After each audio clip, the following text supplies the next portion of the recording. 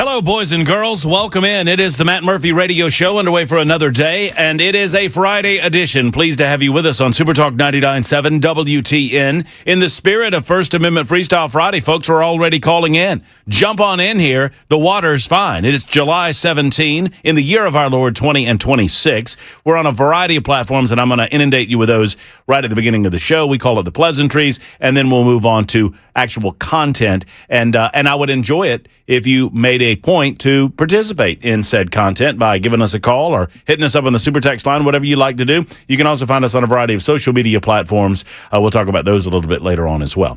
So we're on TuneIn, Spotify, iHeartRadio. You can find us on those platforms, really anywhere that news, talk, information comes out of speakers of any sort. We're there. And if we're not there, let us know and we'll get there. We also have our own app. Although I looked at our own app the other day, and our own app's a little dated. The audio content is wonderful.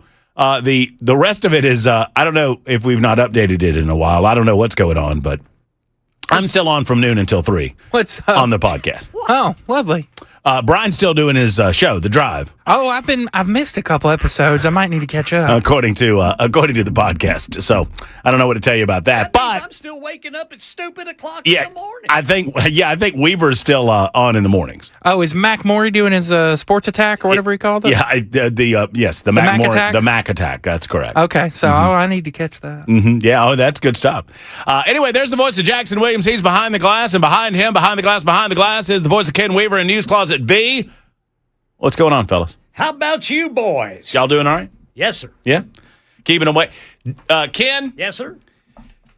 I could not help but giggle today.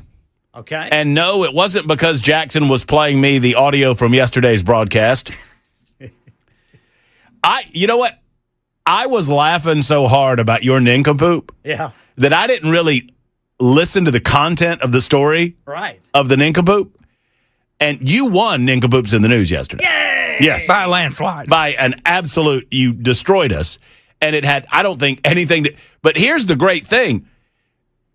The slip was so relatable to the content of the nincompoop itself.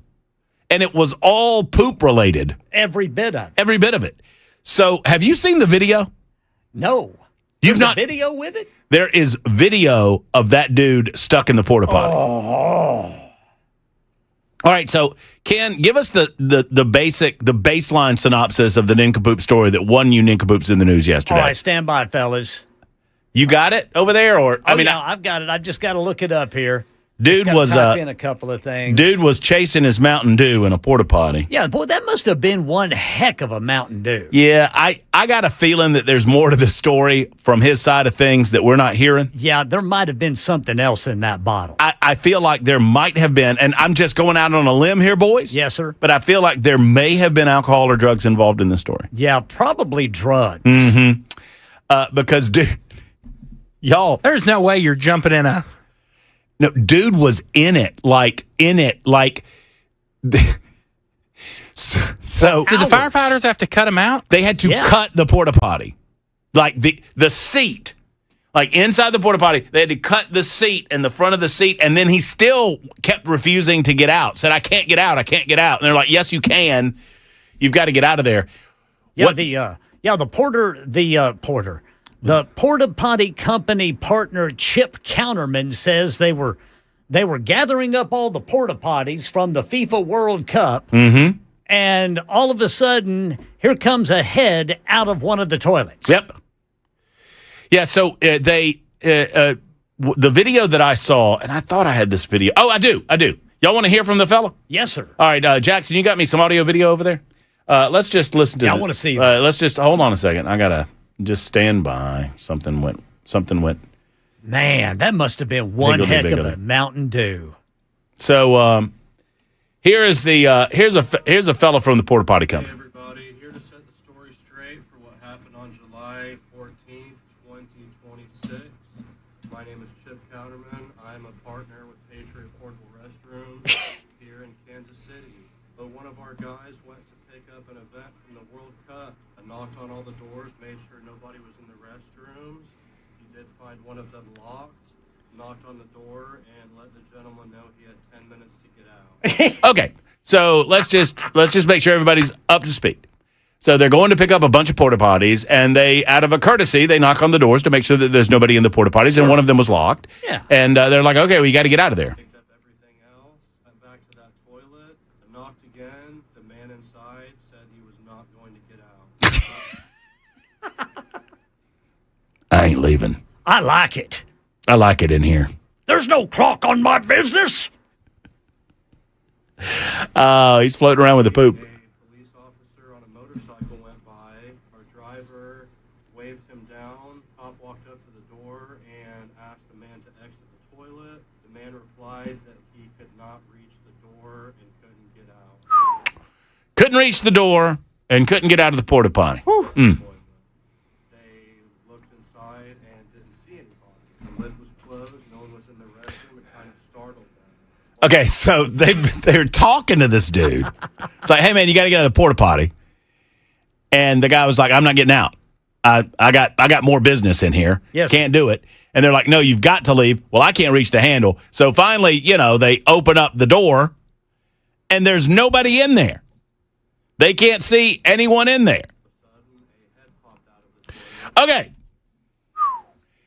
You got this shot up? You see that, Jackson? How'd he get in there? Goodness. How did he get in there? Skinny fella? I feel like there's meth involved here. There's got to be. And so that's going to lead you to be a little bitty fella. Yes, sir. Little bitty tiny fella. Maybe he can collapse his skeleton. Maybe, because that's not a.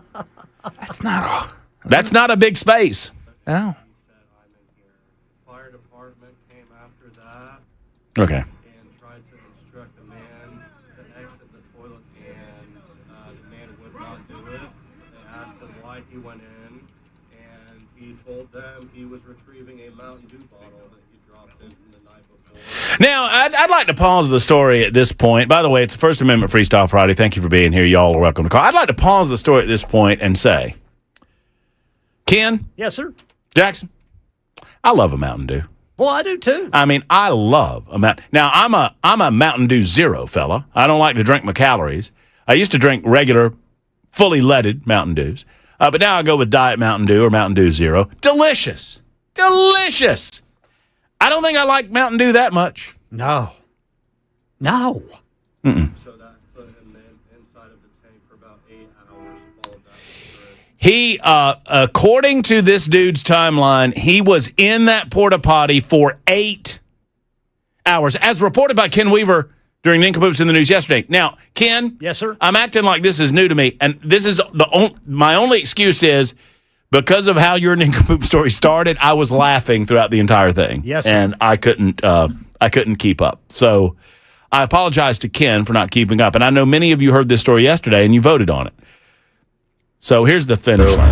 After it was cut open, the man was able to exit the toilet. Fire department did hook up water to their truck and gave him a free shower. Long story short, horrible situation. Thank you to the Kansas City, Missouri Fire Department and Police Department for all the help. Watch out for falling into toilets. Yeah, so I don't think he fell in. no, he got in. No, Yeah. he 100% got into that toilet. Oh, yes. And I would suggest that Ken Weaver is correct, that there is a 100% chance that there was something else in that Mountain Dew bottle. Oh, absolutely. That was not just Mountain Dew. No, I think there was some drugs in it. Yeah. And What the kind of police drugs? department may have, there may be more to this that we just haven't heard from the police department. Maybe so. I mean, I would think if I'm a cop, if I'm a police officer, and you officers can call and disabuse me of this, or you can hit us up on the super text line. But if I'm a police officer and if I think this dude has actually been in there for that length of time, I am suspicious that he was trying to get his drugs back. Right? Yes, sir. That's what I'm suspicious of. That he went in there to do whatever, and he dropped drugs. Maybe it's in a Mountain Dew bottle, maybe it's not. But you know what, Ken? At that point, I'm like, he's suffered enough. I'm not looking through the porta potty. No. I'm not looking for the drugs in the porta potty. If they're in the porta potty, then that's just all there is to it. I'm not actively trying to find the drugs. Number two, I feel like my man has suffered enough. I think he's served his punishment. Yeah, that's pretty bad punishment. Y'all think of the last time you were in a porta potty. Oh, goodness. Okay? Murphy. He was in the tank. Oh. Fully in the tank, to the point that when they looked in there, the lid was closed. Oh, son of a biscuit eater. He was in the blue water. Just swimming around in there. It was a terrible color, I'm sure. Did you see? Hold on, let me get a still of this. Hold on. Did you see his head? Y'all. Hold on, wait a minute. No. Look, here it is. Look, that's his head, y'all. That is the man's head. I can't see it. Ken, can you see? Are you looking on the screen in there? Brother Jackson. Jackson, Put that up on the screen. get this up on the screen there, Jackson. You see the lid there? Yeah. You see right there? Yeah. Where my pointer is? Yeah. That's his head. Oh, That's his head sticking up. goodness. You know what that is on his head, Ken? I don't want to know. That's TP. Oh, That is TP. That goodness. That's the aftermath of the FIFA World Cup all over his head. Oh. Yeah, because they were picking up their porta johns, weren't they? Yeah. So that means they were used Yes. heavily. And you know, correct. people were eating things like chili fries and Foreign nachos foods. with chili on them. Taylor Farms, right there, boys. Right there. That's the nincompoop of the year right there. That may be. in more ways than it's one. still that fella Jackson had up there in Indiana who wanted to light a fire with his twig and berries. He didn't want to. He did. Yeah. With his twanger. with his coaching Twig and players. berries. I'll never understand that story. No. I don't understand this guy either. But this guy's a close second. Yeah, These guys need to be cellmates. it's one of those things where you would never get a straight answer from this dude, but you just want to sit down with him. It's like, can we talk about what happened here? Yeah. Please. Please? What if it turned out to be that Freddie guy from Twitter? Germany lost. He just went insane. We tried to get Freddie on the show yesterday. Freddie was apparently in Nashville this week, y'all.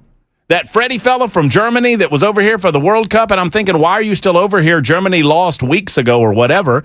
Well, he planned his trip as if Germany was going to win the World Cup. Oh, okay. So there you go. But he was in Nashville this week, like yesterday or day before, and I hit him up, tried to get him on. No answer. Freddie's too big for us. Too important for us. He's too worried about all those country music singers that he's hitting up. All right, so it is officially election time. Early voting has started. I'm hearing anecdotally that there is a robust amount of folks that are getting out and voting early. And I feel like we have not done this. I feel like it's time for a Who You Got session, especially when it comes to the governor's race. I'm very curious about the disconnect between where I think the listening audience of Super Talk 99.7 WTN is on this election and where we're being told the gubernatorial election is. Because what we're being told is that Marcia has a healthy lead, healthy enough where she's not interested in debating anyone else. She's not interested in standing on a stage with anyone else. She feels like she doesn't need to do all of that because, after all, she's pumped money into Club for Growth with her Senate campaign funds, and then they've routed that money, and Club for Growth is now spending money through the Tennessee Freedom Fund to attack John Rose. So any opportunity that Rose might have to make hay while the sun shines, they're going to tamp that down. They feel like they've got it well in hand. Meantime, Monty Fritz doesn't have a lot of money to get up on social media. He's up on social media platforms, doesn't have a lot of money to get up on television or radio, and yet I hear a lot of excitement about the Fritz camp. And then there's Rose, who's somewhere in the middle, or is he? So I'm curious if the audience is where the disconnect is, or are the polls disconnected from reality? Oh, Murphy, this is going to be interesting, man. You know what I'm saying? Yes, sir. This is going to be interesting. Because if you go by, and I think Dan Mandis would tell you the same thing with Nashville's Morning News. I think Chris Hand would tell you the same thing. It doesn't matter where we are, and I think Hand has said he's voting for Fritz in the primary and he would vote for the Republican in the general. I don't think Dan has decided. I haven't talked to Chad about it. For me, I've told you, I'm not voting for people that aren't debating. I'm just done with it. And not just in this race, in any race. If you think you're too good to stand on a stage under the white hot spotlight of an unscripted atmosphere and speak to the voters who you are truly applying for a job with, then I'm not going to vote for you. And it's nothing personal. I'm just not. And that's just where I'm at on it. And a lot of people have agreed with me that they're not going to vote for somebody that won't actually apply for the job either. But are we disconnected? Is this station disconnected? Are the people who listen to this radio station disconnected? Interesting. Because I think universally it is much. I don't even know that Marcia's not in the lead, but it is much, much closer. At least the people that are willing to speak out and say who they're with. So I want to play a game of Who You Got. All right. It's Don't pretty. forget your fourth option. Oh, yeah. Ken? Yes, sir. We have a fourth candidate that wants to speak.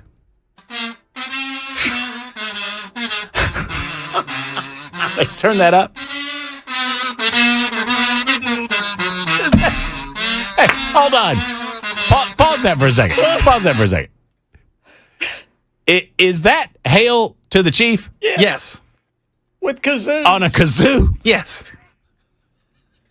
Is that your walkout music candidate? Yes, I'm ready to speak. I tell you what, let's take a quick time out and we'll let the candidate speak in a moment. We've got a fourth option for governor of the state of Tennessee for your consideration when we return on Super Talk 99.7 WTN.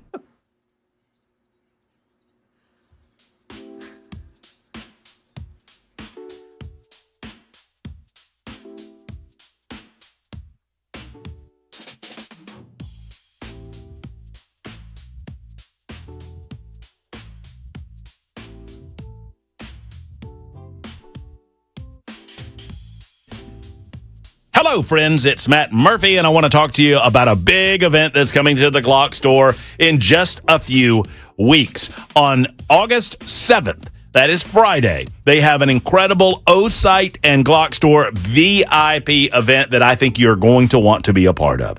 With exclusive access and limited availability, you want to go ahead and get your tickets right now. You can meet, greet, and take photos with professional shooters like Short Shot Tony, who is, I've watched some of the, I didn't know a lot about Short Shot Tony before we were talking about the O-Site event, and I went and looked at some of his YouTube videos, and they're pretty good. You need to go see them, and then you can meet the man himself. Justine Williams will be there as well. USPSA's youngest grandmaster with 24 national championships and 8 world records, and I'm certain that there'll be some demonstrations going on there.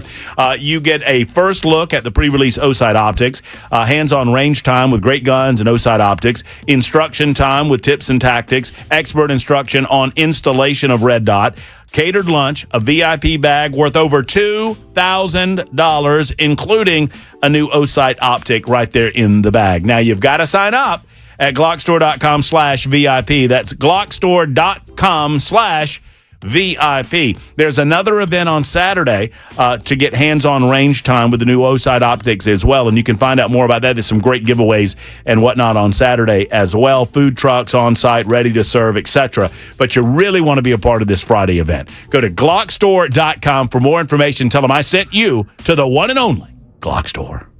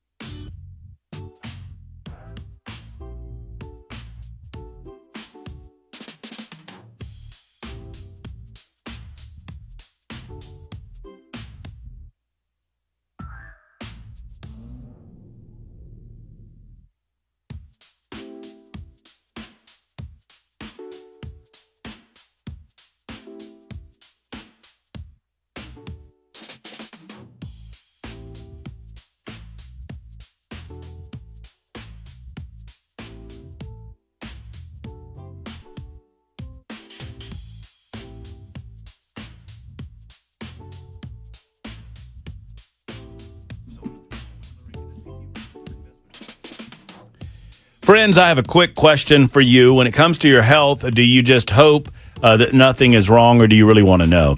I was one of the types that I wanted to know, which is why when Kraft Body Scan came to Nashville several years ago, I was on top of it, and I'm so pleased to be able to tell you about them and what they have to offer. Kraft Body Scan gives you an opportunity to know what's happening inside of your body, and they have a lot of different options. But as a way of introducing themselves to you and your family, they want to offer you the Couples Heart and Lung Scan for just $99 for you and a loved one.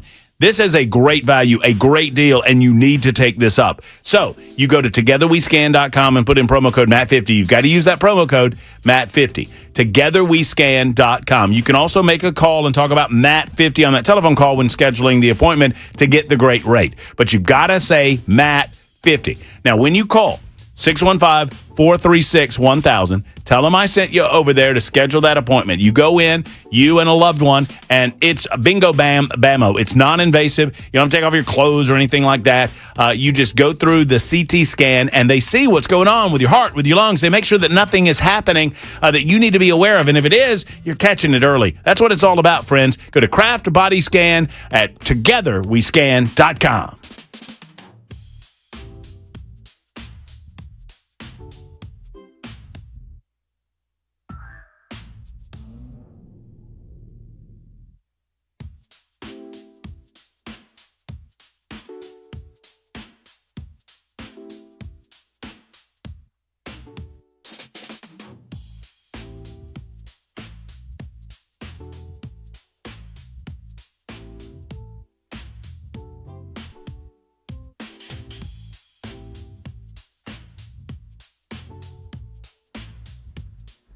Taylor Farms is now out with a statement on the explosive diarrhea. We'll tell you about that and more at 3:30 on Super Talk 99.7 WTN.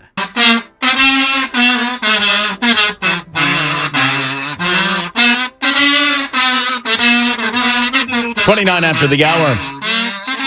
Ladies and gentlemen, Matt Murphy speaking and saying, good afternoon. It is our pleasure to welcome you back to the radio program, where we introduce you to a fourth candidate in the governor's race. His name is Jackson Williams, and we're proud to have him on the show today. Jackson, the floor is yours. We're going to fight for the constituency of Tennesseans. Subsequently, we're going to be tough on, what did I say yesterday, Tanzania. And we're going to bring gravitas to the gubernatorial office. And we're going to invade Mississippi and take their casinos. Thank you. From Tunica to Biloxi, I will be your governor. Do you approve this message? I do. Yeah, you got to say that part, Jackson. As your campaign manager, you got to say your name. My name is Jackson, and I approve this message. My name's Jackson. I approve this message. Matt Murphy, campaign manager. Oh, that's true. I guess I'm your treasurer, too. Are you going to put boots on the ground in Mississippi? See, Ken Weaver. See, that's what we need. We need an intrepid reporter like Ken Weaver digging deep. Are you going to put boots on the ground, sir? We will fight for the constituency of Tennesseans and their right to, yeah. Are you going to fix... Are you going to fix elevator doors in all the high-rises in Nashville? That's a great question. Is that a problem? Well, it appeared to be one day. Mm-hmm. Oh, yeah. I guess. Yes. I'll work on that. We're coming after you. What's the elevator company? Otis. Otis. We're coming after Otis.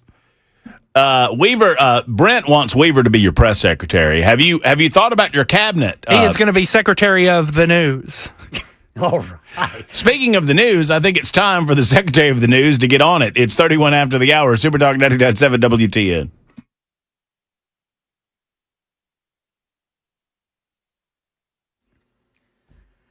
Got the full forecast and traffic coming up in 5 minutes. Explosive diarrhea update. Taylor Farms voluntarily removing all iceberg lettuce from central Mexico from U.S. distribution following the new FDA warning. The action comes as investigators work to contain this multi-state cyclosporiasis outbreak. The FDA's traced the outbreak to shredded iceberg lettuce served at certain Taco Bell restaurants in 5 states, but not Tennessee. They were Michigan, Ohio, Indiana, Kentucky, and West Virginia. Taylor Farms officials say the broader lettuce removal is being done out of an abundance of caution. And that is Taco Bell, I should say. Right now in Nashville, a Republican running for mayor, Natisha Brooks, telling WTN's Chad Benson show today one of the main issues she is going to tackle. We need to talk about a tax freeze. We really do. And we need to look at, we talk about DOGE on the national level. We're going to have a great team, great cabinet. We're going to dive in and see where all this unnecessary spending. You can learn more about Natisha Brooks' campaign by going to NatishaForNashville.com. Here's some money news. Oil prices rising again as the world is rattled by the state of potentially widening conflicts overseas. In total, a new estimate from Moody's Analytics finds that the typical American household has now spent $620 extra in gas, diesel, and jet fuel expenses in nearly 5 months since the start of the Iran war. And inflation has pushed mortgage rates to their highest level in nearly a year. Private equity billionaire Leon Black walked out of his transcribed interview with the House Oversight Committee regarding his decades-long relationship with Jeffrey Epstein after refusing to answer questions about non-disclosure agreements allegedly related to the disgraced sex offender. This according to a transcript of the June 26th interview released by the committee today. ABC's Peter Haralambous. According to the transcript, Black repeatedly declined to answer questions about how many non-disclosure agreements he was involved in, citing the advice of his attorneys. He was subpoenaed to testify later this year, a move his lawyers called a political stunt. They made a premeditated political decision to serve him with subpoenas after less than an hour of questioning. Black is scheduled to be deposed on September 3rd. Peter Haralambous, ABC News. That's the latest news, traffic, and weather next. I'm Ken Weaver, WTN News.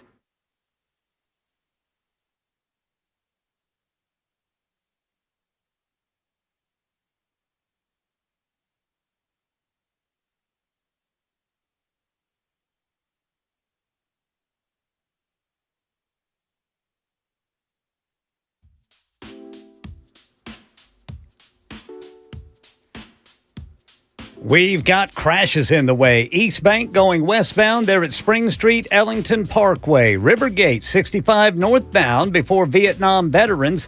Donaldson, Briley Parkway southbound at Lebanon Pike. And at BNA, I-40 eastbound at Briley Parkway East. In Franklin, a stalled vehicle. 65 southbound off-ramp to Paytonsville Road, Goose Creek Bypass. Hermitage, 40 westbound at Stewart's Ferry Pike. And the Eastern Split downtown, 24 westbound right there at 52 A and B. I'm Ken Weaver.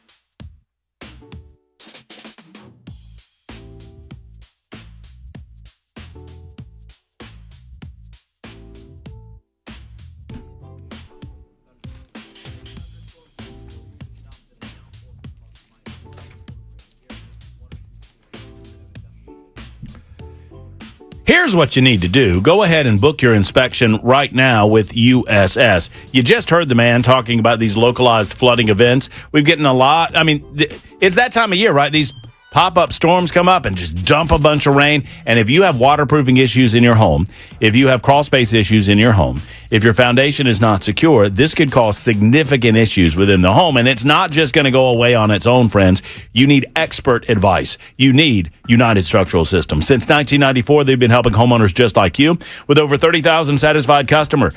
Every crack, every leak tells a story, and they understand what to do with those cracks and those leaks, and they understand how to secure your home for the long term. By the way, transferable lifetime warranty on the work that they do. Local service, long-term protection. You're getting peace of mind here, friends. Go to USSTN.com to book your free home inspection today. USSTN.com. Problem solvers, experienced and local. USS.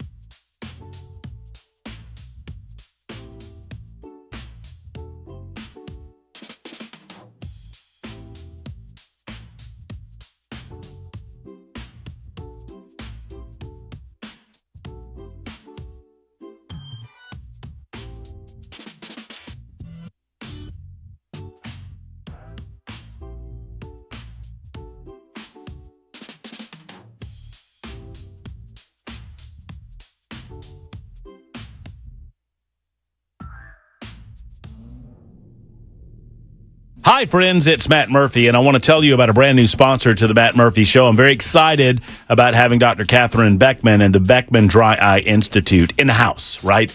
I'm excited because so many of you are suffering in silence, and you don't know that there's something that you can do about your dry eyes. They're located in Cool Springs. Catherine's clinic is unlike anything you're familiar with. She does not do any, she doesn't do eye prescriptions. She doesn't do contacts or dispense glasses or do your annual eye exam. She leaves that to the other experts. What she does, she focuses in on treating patients with dry eye disease, otherwise known as ocular surface disease. Now, if you don't know whether you have this or not, you owe it to yourself to schedule an appointment with Catherine.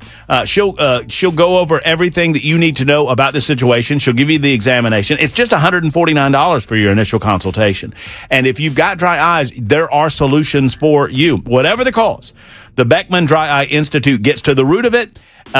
For others, it might be a nuisance. For some people, it's debilitating. Friends, get with Dr. Beckman today. 629-230-3161 is the number. 629-230-3161 or online at BeckmanDryEyeInstitute.com. Tell them Matt Murphy sent you.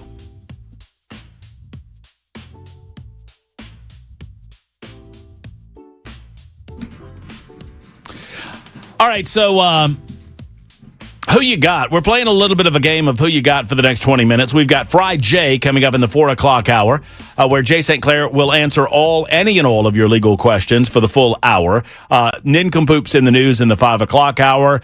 Triple M, Murphy Movie Mayhem in the 6 o'clock hour. We're also, by the way, taking nominees for movies.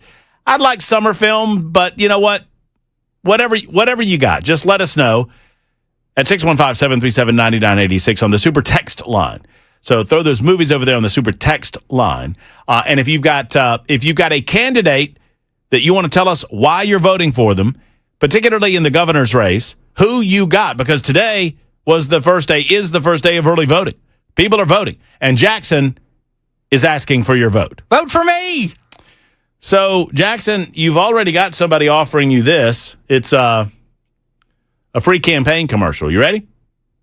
Let's go. Honesty, integrity, Jackson Williams will make you say, I'm leaving Tennessee.com.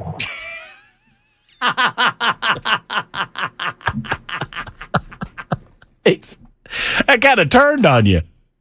What are you going to do about that fella, Brother Jackson? Jackson, this fella wants to... Honesty, integrity, Jackson Williams will make you say, I'm leaving Tennessee.com. Wow.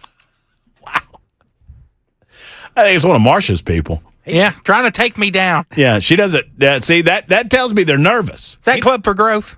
It might be Club for Growth. He might be a Commodore. I mean... we won't have to worry about Commodores in my administration. Oh, that's another plank of your administration, right? That you'll be. Will you allow the university to stay? You're just disbanding the football program. Yes, they are not allowed to play in any athletics. Oh, and okay. Jared Curtis must transfer to the University of Tennessee. Oh, that's new. Oh, see, you're just rolling out. Jackson's rolling out new ideas, Ken, every single day. Yes, sir. This is the type of outside the box thinking that this state needs. Yes, brother. sir. I love it. Absolutely love it.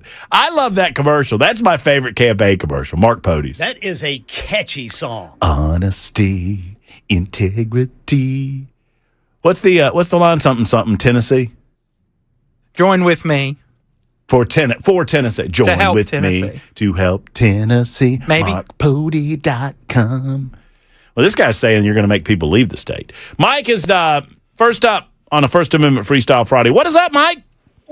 All right, Mr. Murphy. How you doing? Man, I'm great. Better than I deserve. I hope you are.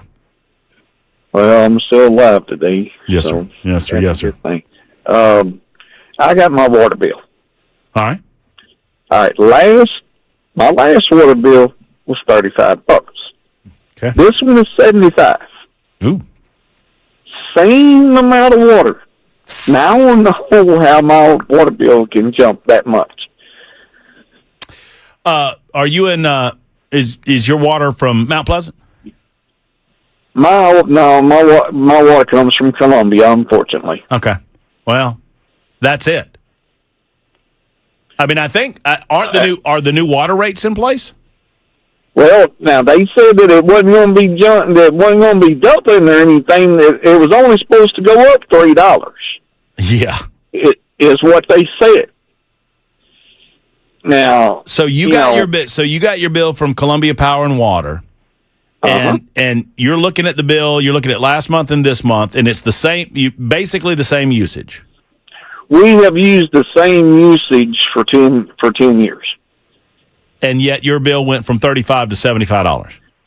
Yes, sir. Wow, that's great. We'll get to the bottom of this, Mike. That's insane. That's what I said. That's doubling up, baby.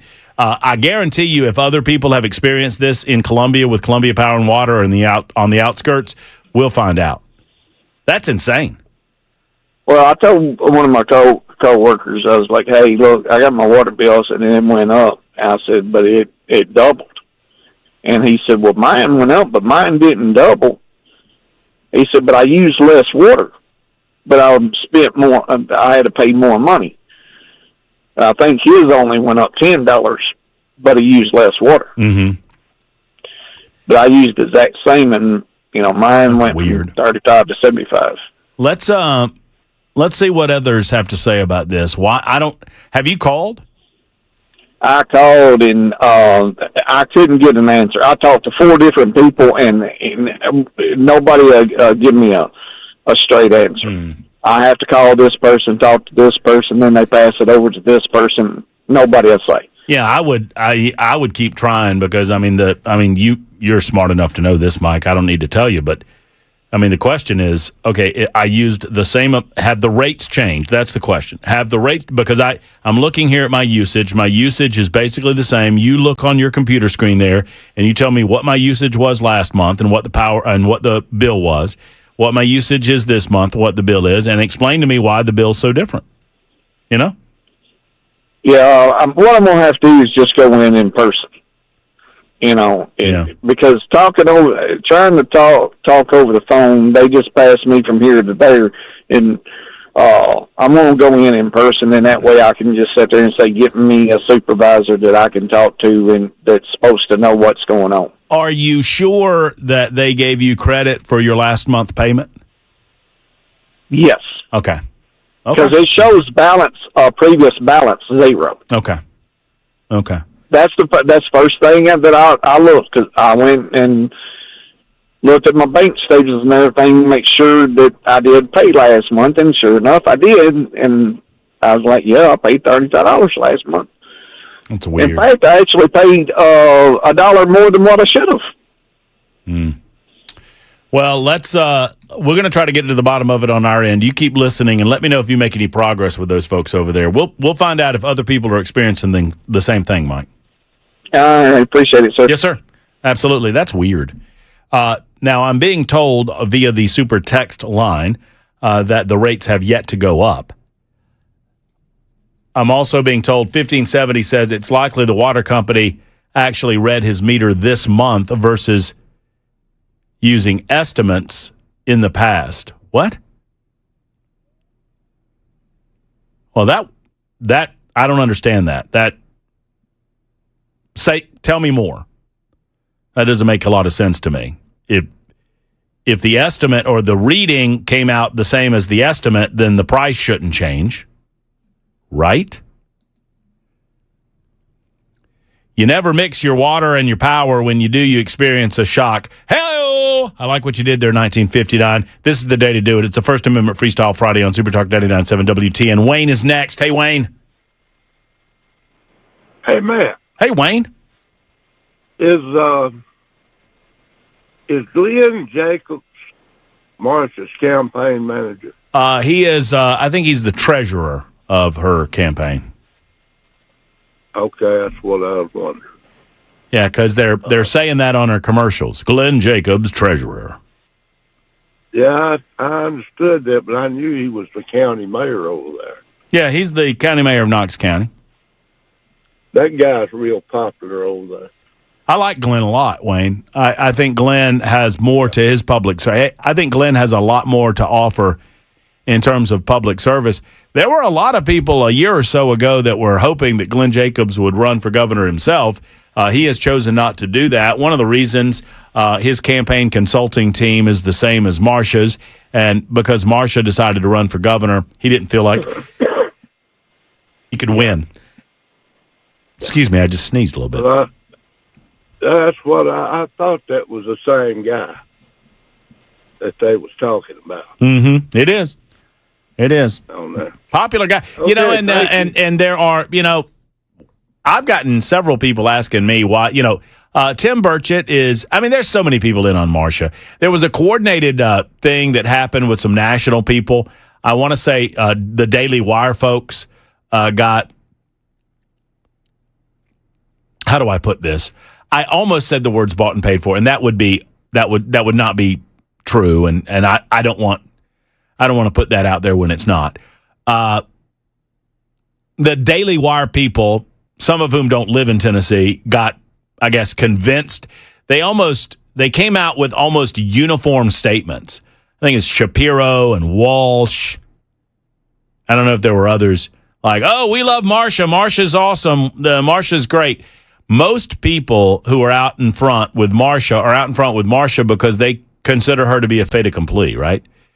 And they want to curry favor, I suppose. I don't give a rip about currying favor because here's what I know. We don't have any the real people. I like the woman personally, okay? When I've spoken with her, she seems like a very lovely lady. But I don't feel like I'm talking to a real person most of the time. I feel like I'm talking to a computer that's constantly calculating what they say to me based on how it potentially can be used against them. And I just want to talk to a real person. All I can be is real open and honest with y'all about this. I've been doing it for 26 plus years now. And I know when I'm speaking with someone that's talking to me from the heart and when I'm speaking to someone who is kind of practicing rehearsed response. And so none of this is personal because I don't know that I know Marsha Blackburn personally. I don't feel like I do. But I know this. The most access that you are going to get, whether it's via a program like this one or a radio station like this one or personal access, one-on-one access, which is difficult when somebody like Marsha Blackburn's around. She's a U.S. senator and she's trying to be governor and whatever. The most access we're going to get through the media, the most access you're going to get through interviews, the most access you're going to get to try to cut through the campaign crap and get to the real deal is when they're running. And what I see a lot of quote-unquote influencers running around talking about, oh, I love Marsha, ooh, I love Marsha, I love Marsha, because I don't think it's any of it's because of what Marsha's done. It's all about wanting to be in the club, right? The governor's club. I don't care anything about that. I really don't. And up until a few days ago, I would have told you that in the general election, obviously I'm voting for Marsha Blackburn if she is the candidate. I've decided, and I will vote for her if she debates in the general election. I just feel compelled to draw a little bit of a line in the sand at some point. At some point, it has to be more than just millions of dollars from Club for Growth. At some point, it has to be more than just raising millions and millions and millions of dollars and going up with campaign ads, talking about we're going to stop Chinese people or the Chinese government from buying agricultural land, even though that's already illegal in the state of Tennessee. At some point, it has to be a connective tissue with the candidate and the people. And I just don't feel that right now. So I'm curious where you are. 615-737-9986, 53 after the hour on Super Talk.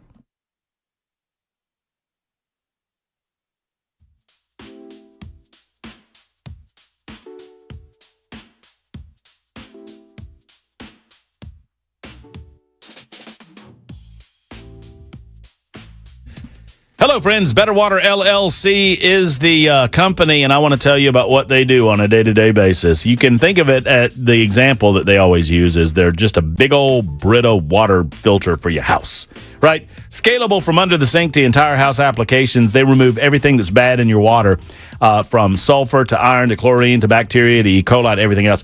Think about this. A lot of lettuce talk in the news, right? And everybody says, oh, you got to wash that lettuce. You got to wash those veggies before you eat them. Well, if your water that's coming out of the tap has got junk in it, well, you're maybe doing a little bit of good, but you're not doing everything you could. Let's get better water with Better Water LLC. They offer a full range of water treatment equipment from reverse osmosis filters to water softeners, specialized filters, UV lights, you name it, they do it. They've come to my home and they've treated my home and they can treat yours as well. Go to betterwater.com, and learn more. Since 1971, they've been treating water in Middle Tennessee and they want to treat you. It's Better Water with Better Water LLC. Call them today, 615-355-6063. 355-6063 for Better Water LLC.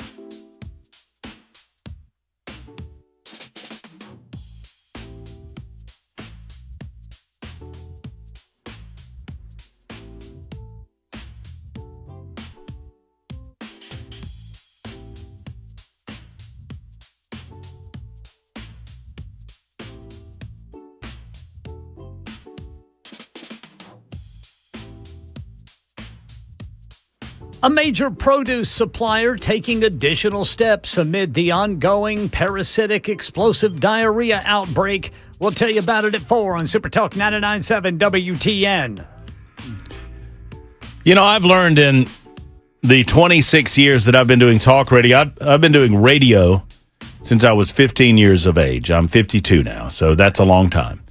Okay, tell your real age. I'm 52. I'll be 53 in September. I'm expecting a nice little birthday gift from you. Thank you. So I've been doing it a long time, and I've learned not to ever don't discount what you might hear next. But I'm here to tell you, I never thought that I would hear the finest newsman in the business offer us an explosive diarrhea update. Y'all hear him earlier? That's what he said. Explosive. I'm just not going to say stomach illness. Ken Weaver in his newscast. Explosive diarrhea update. Could you say he's running the story? He is. Ken Weaver's going to give you the poop scoop. What he's going to do. That's what he's going to do. And he's going to do it right now. And then we got Jay St. Clair. And for those of you holding on the line, we'll try to get to you as quickly as humanly possible. It is 4 o'clock. This is Super Talk 99.7 WTN. Happy Friday, everybody.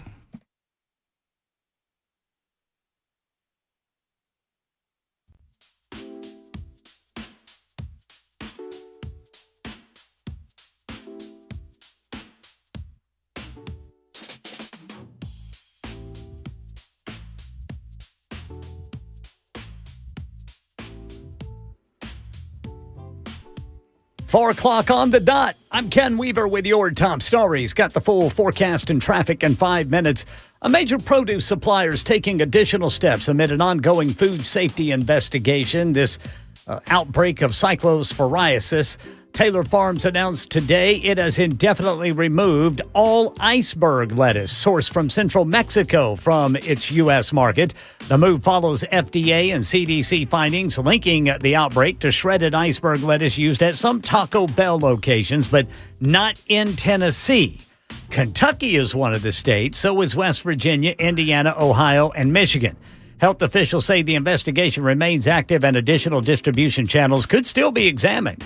Right now in Nashville, self-proclaimed conservative Republican Natisha Brooks says she's running for mayor. Tells WTN's Chad Benson Show one of her main pledges to voters is... One of the plans is to have a mayor that can work with the state. This bickering back and forth with the state and the legislature has to cease and desist. Brooks says she'll put together a cabinet that will look into where taxpayer money is being spent, and that's how she's going to ease the tax burden on Nashvillians.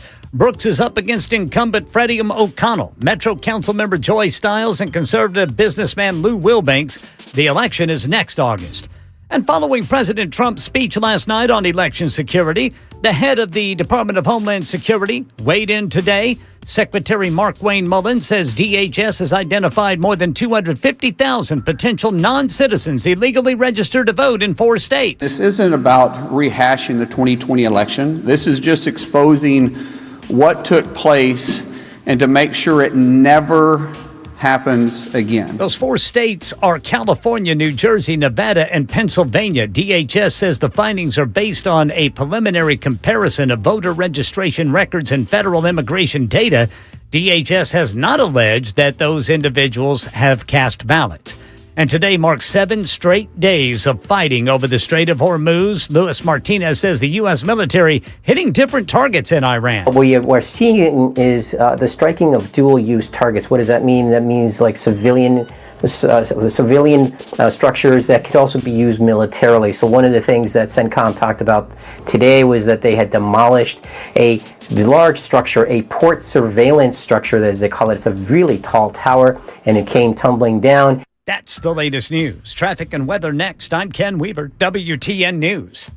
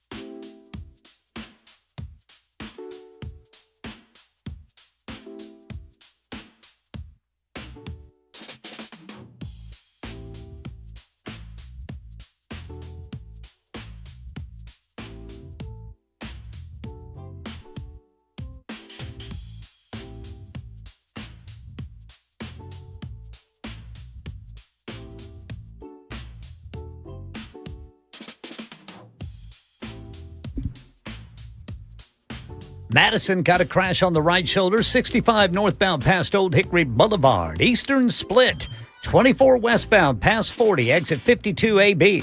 Donaldson, a crash, right shoulder block, Briley Parkway southbound at Lebanon Pike. Over by the airport, crash at Donaldson Pike at Murfreesboro Pike. Also, right shoulder block 40 eastbound at Briley Parkway East. In Franklin, a stall vehicle on the off-ramp. That's going to be 65 southbound off-ramp to Paytonsville Road, Goose Creek Bypass. And in Hermitage, a crash. Central Pike, North New Hope Road. I'm Ken Weaver.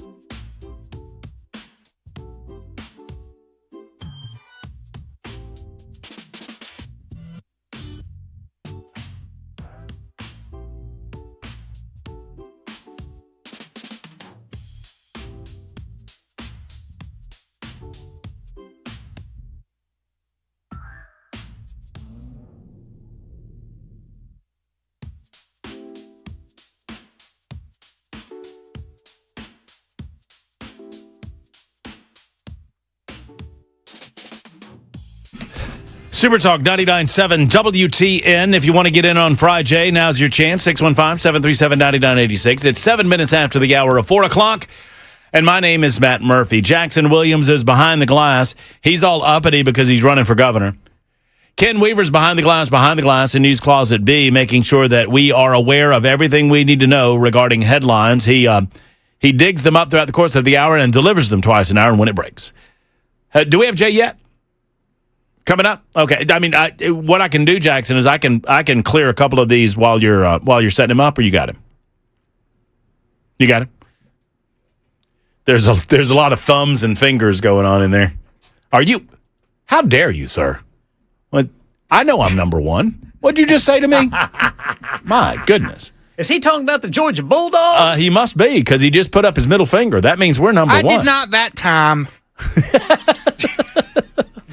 By the way, while we're waiting on Jay, and I know many of you are taking me up, I feel bad because a lot of people are on the line who want to throw out the who you got. I asked the question, who you got in the first hour. We're going to continue that throughout the course of the day. We got Frijay coming up, but a lot of people want to say who you got because it's the first day early vote.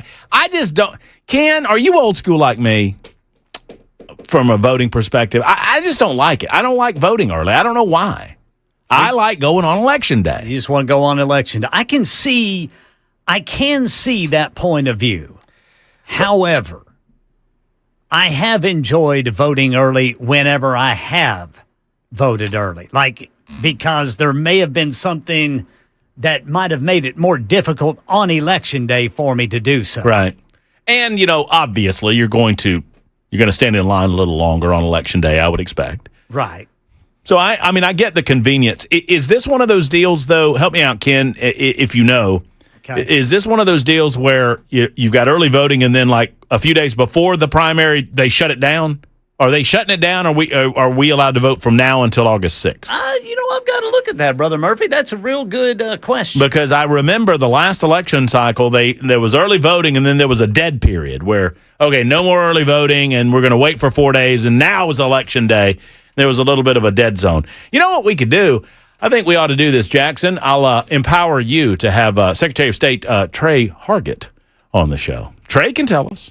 I mean, he's the chief election official. He knows all of it. He's the man in charge. He knows all about it. Looks like for Tennessee's August 6th state and federal primary election, the early voting period ends on Saturday, August 1st. See, there you go.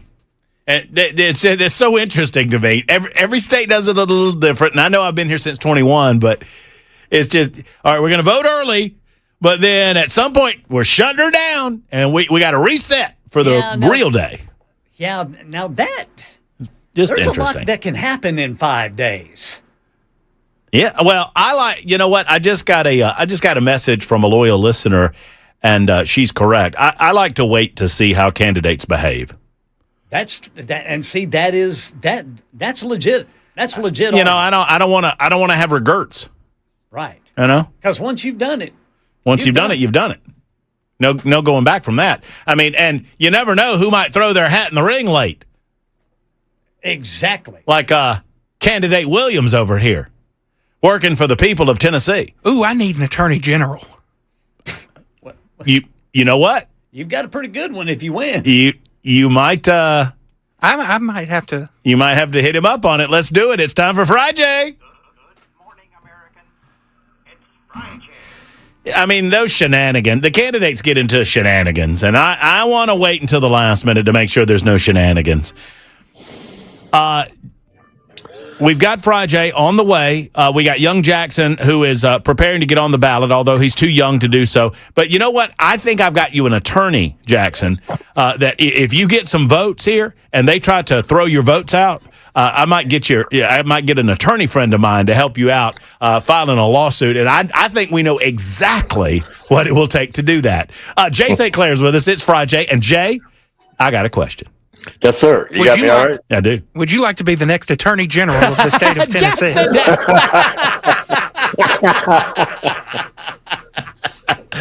Well, that wasn't going to be my question, Jay, but I'd be curious the answer to that. Yeah, the answer is yeah. Oh, sure. Why not? That'd be fun. So we got Ken, Secretary of the News, Jay, Attorney General. Well, what am I? You can be campaign manager, and Jay's going to be the busy one because I'm doing a bunch of illegal stuff. So. I'm talking about taking over Mississippi. Jay is going to be a busy man. Jay, Jackson's we're running Jackson for governor. And Jackson's, because so far, Jackson, Jackson's running out. He's going to shut down the Vanderbilt football program. What else are you got? We're going to invade and take over Mississippi to gain their tax dollars from the casinos to go to the Tennessee NIL fund. I like it. He's going to take over Mississippi. Is that all you're going to take from Mississippi? I'll govern them, too. They can just be South Tennessee. Okay. Anyway. Jay, how you doing, brother? You know, man, if I were any better, I would have been at the Grand Ole Opry last night with old German Freddie. You know, I tried to get old Freddie on the show, and he never called me back. Yeah, well, I don't think he does that. No, he's big timing. Yeah, he's big timing. Yep. Yeah, I guess they're trying. Smart. I mean, this guy's smart. Oh yeah, because he recognized pretty early on that he kind of needed to protect a little bit of his anonymity, and I'm smart. I don't blame him. But it didn't work. They still got him. Yeah, they did. They got him and shut him down for a while, but he's back. He's in Nashville. Yeah, he was at on Broadway yesterday afternoon and at the Opry last night. That's pretty good. Good. Well, I thought you might say, I don't know if you've heard this story, but this makes my heart just swell. I'm so proud of my adopted home state of Tennessee and my adopted hometown area of Columbia, Tennessee. And I know I'm in Mount Pleasant, but they honored Sterling Marlin. Really? Yeah, they honored him. That's odd because he's from East Tennessee. See, we did this before. Don't you remember that when I got that wrong? That's right. You reflected on it. I got you. They wore me out about that. You got more grief than you've ever gotten on the radio. I got worn out about that. That's right. Because you said he was from East Tennessee. Oh no. Yeah, they honored him with they named a stretch of Highway 31 that ran through Columbia after Sterling Marlin, and he's going. I think he's got Parkinson. Oh, okay. And so he's not doing really good health wise, but he was able to attend the ceremony. It was really sweet. Right. Yeah. I love that, man. I'm always, it just really bothers me when they name highways after politicians because they haven't done anything. I mean, all they've done is steal our money. You got that right. And so I like that a lot. Yeah, no, it's good. It's good. And Sterling is 69 years of age, and I'm going to try. I'm working on trying to get him on the show because if he's able, I would love to pick it. I mean, because that's old school right there. That is. Well, I'll tell you even old school than that. You know the song "Uneasy Rider" by Charlie Daniels? Oh yeah. And so he's got this line in there where he says, Mario Andretti would have sure been proud about the way I come out there with the crowd. Uh-huh. Well, when he performs it live, or at least one time, I think it was at one of the very early volunteer jams, he didn't say Mario Andretti. He said, Cuckoo Marlin. Uh-huh. There you would go. have sure been proud. Cuckoo Marlin. Now, that's a Southern nickname right there. Cuckoo. COO. Love that. I wonder where. I should have looked this up. I wonder where Sterling got his name. That's got to be a family name. Don't you think? Yeah. No, it's a fancy name. That's pretty fancy for Columbia, Tennessee. You got that right. That sounds like money. Well, look, that's one of my early and favorite NASCAR memories. You remember when he got out of the car during the red flag, trying to fix his fender? Oh, yeah. You remember that? Oh, yeah. And the NASCAR people running over, no, you can't. He's like, what? I'm just trying to pull it off the tire. You can't do that. That's he got out of the car on the track, sitting there on the track, unstrapped his buckles, got his pulled the steering wheel off, got out of the car to try to pull that fender out. That's cool. Jay, obviously lots of folks want to talk with you, and I want to go right to it. Dave is up on Frijay. Dave, you got a question or a thought for Jay St. Clair? Yeah, I do. I had a new roof put on my house last November. And it never did seal because I think it's too cold outside. And now what'd they do to your house, Dave? I'm sorry, I missed it. They replaced the roof. Oh, replace the roof. Okay. Yeah. And anyway, it never did seal. And I think it was too cold. But so I've been on them to come fix it. They came and looked at it twice. And then it had to go to corporate. This is a big company I hired. Okay. Well, anyway, I don't own the house. Yeah. I live here with my ex-wife. We're both on a fixed income, but I bring in about 3 times what she does. And do you rent the house, Dave? I pay the house note. Okay. But it's in your wife's name. But it's done. Okay. It's in your ex-wife's name. Yes. Okay. Yes. And anyway, so I've been communicating with them, and they finally figured out, he doesn't own the house. And they wanted the ex-wife's email, and that was near 2 weeks ago. They've never emailed or anything. I emailed them earlier before you came on and told them, are you going to, I asked them, are you going to communicate? Well, anyway, the salesperson was very well aware that I did not own the house because I told her I might be wasting your time. She said, "No, it's okay." Well, who hired him to roof it, Dave? Who hired? Best choice roofing. Who hired him? Hey, Dave, who paid him? Who paid him? Me. How much you pay him? About $20,000. Whoa. Have you had it fixed yet, Dave? Dave, have you had it fixed yet? It's not sealed. Have you had it fixed? Have you had it fixed, Dave? No. Do you know how much it will cost to have it fixed? No, it's under warranty. I shouldn't have to pay anything.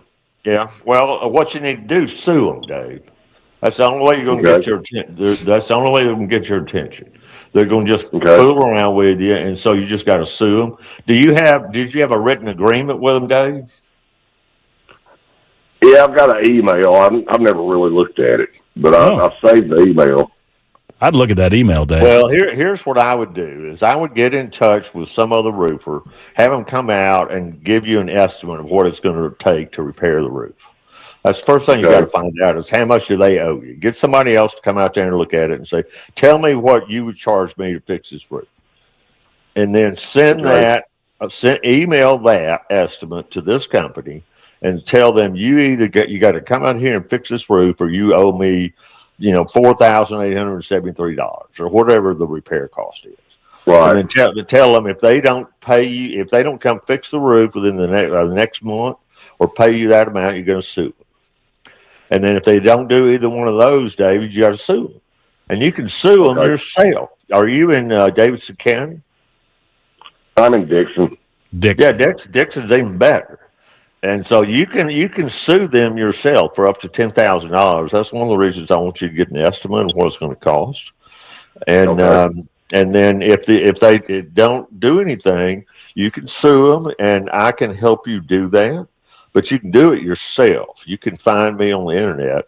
So go get an estimate, send that to them, and tell them, look, you either pay me this amount or come fix my roof. If not, I'm going to sue you. And then when they don't do anything, which is what I predict is going to happen, then you call me and we'll get it done. Okay. All right, Dave. Let us know how it goes, brother. All right. Thanks a lot. And let me know if you need me to send you a 9-volt because you're chirping, Dave.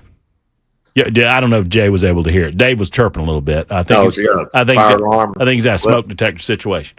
Okay. 21, but I'm happy to provide the 9-volt, Dave. 21 after the hour. That's how we get it done. If you've got any question or comment for Jay, 615-737-9986. Legal advice for free, which is, as Jay likes to say, worth every penny that you pay for it on Super Talk 99.7 WTN.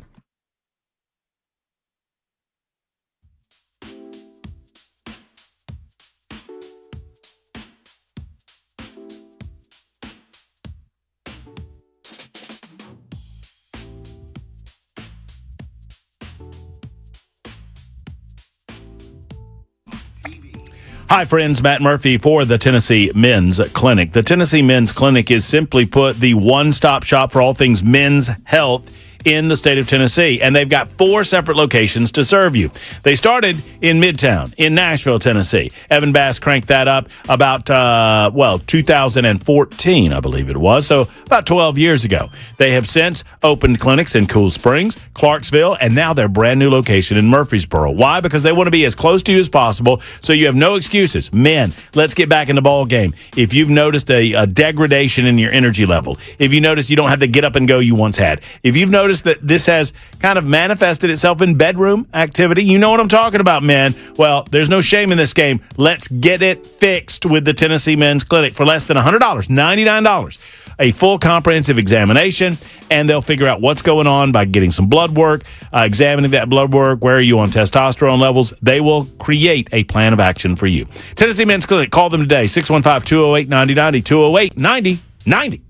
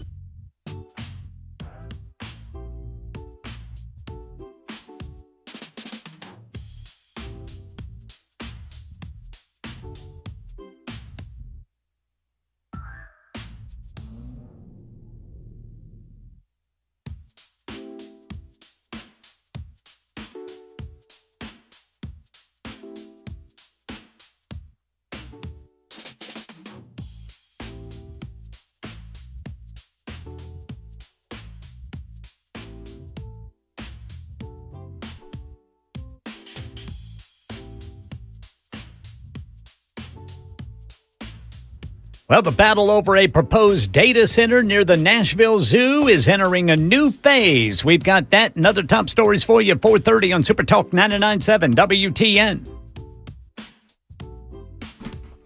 Super Talk 99.7 WTN. Just before that bottom of the hour newscast, we got about 3 minutes left with this segment of Frijay. If you have any questions, open phone lines right now. I apologize to those who were holding on the governor's race. We're going to get back to that thought process and get your comments coming up in just a few moments. But I wanted to clean out some phone lines for Frijay questions. So now you've got open lines available to you at 615-737-9986. If you want to get those questions in here, you can also hit us up on the super text line, 615-737-9986. Jay, the chat is speaking to me loud and clear, and they want to know what Jay St. Clair is wearing on the YouTube chat today. The YouTube chat saying, what is that shirt that Jay is wearing? And I just took a peek. I just took a looky-loo, and that's a pretty good-looking shirt. You know, I saw this online and said to my son, boy, I would really like to have that. Uh-huh. And it is, of course, America's queen, Dolly Parton. And I think that's Smokey 10. It may be Smokey 11. And it says Rocky Top. It does. I love it. That's it's a beautiful photo of Dolly and a not so pretty photo of Smokey, but that's okay. Yeah. Oh, jeez. You don't. There we go. Forget he's 12. You know, proof that there are no perfect people walking planet Earth. The fact that Dolly Parton is a Tennessee fan. If she was a Georgia fan, I think that's perfect. Yeah. That's perfection. Jay, this is an interesting hypothetical that someone has written me. 8962 says, I want to know from Jay, is this legal? Dump trucks have messages on the back that say, not responsible for objects falling, stay back 200 feet. It has zero legal effect. That's zero legal effect. But it's a pretty clever lawyer that came up with that idea. But that's like me putting a sign on the back of my car that says, I am drunk. You need to stay a mile away from me. Don't get anywhere near me. Right. Well, if somebody violates that rule and I hit them, then they can sue me for everything I have. Yeah. So and so, I guess that then begs the. I mean, why do they do it? Because lawyers like to be clever. It's because then if something happens and then somebody writes them and say, "Hey, you busted my window. You owe me $1,000." They'll say, "Well, you shouldn't have been within 500 feet." We got a sign on there. We ain't gonna pay you. And then they go to court and the lawyers make some money. Yeah. Well, that makes sense. People are flocking to our YouTube channel right now to see your shirt. By the way. Good. That's nice. That's nice. So you can see Mona Lisa in the background. And Oh yeah. All right. So we'll take a short time out. We'll line up some questions and thoughts from Frijay. If you got any questions for Jay, get them in here. 615-737-9986. It's Super Talk 99.7 WTN.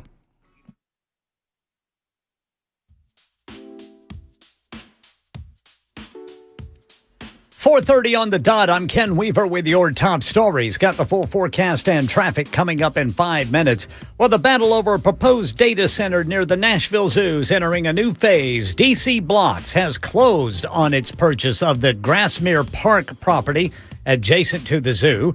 The project is drawing criticism from residents and zoo officials concerned about potential impacts on animals and the surrounding community. Metro leaders still exploring legal and regulatory options that could affect the project's future. Taylor Farms says it's removing all iceberg lettuce sourced from central Mexico after a federal warning tied to lettuce to a cyclosporiasis outbreak. The FDA says contaminated shredded iceberg lettuce was served at some Taco Bell restaurants in 5 states. None in Tennessee. Those 5 states are Kentucky, West Virginia, Indiana, Ohio, and Michigan. Cyclosporiasis is a parasite that causes explosive diarrhea and other stomach symptoms. Taylor Farms says no other company products are involved in this action. And in Nashville, one of the candidates for mayor says she is a conservative, constitutional Republican. And Natisha Brooks tells WTN's Chad Benson Show it's time for Nashville to stop fighting the state. We're not getting anywhere with that. That's just the reality of it. The majority of your funds come from the state. There's not a working relationship right now. And so if the state is passing a law on this and you are going against that, that's a problem. So Brooks says she'll put together a cabinet that will do a, quote, deep dive, Doge-like, to find out where taxpayer dollars are going as a way to ease the burden on Nashvillians. Brooks will be up against incumbent Freddie O'Connell, Councilmember Joy Stiles, and conservative businessman Lou Wilbanks. That's the latest news. Traffic and weather next. I'm Ken Weaver, WTN News.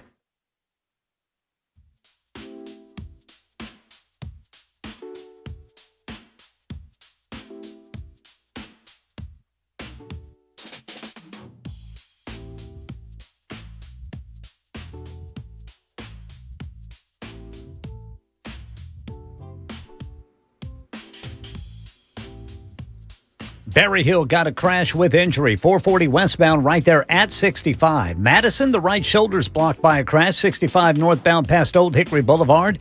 Eastern split a crash. 24 westbound past I-40 there at 52 AB. Donaldson, an accident on the right shoulder. Briley Parkway southbound at Lebanon Pike. And over by the airport a crash. Donaldson Pike at Murfreesboro Pike. I'm Ken Weaver.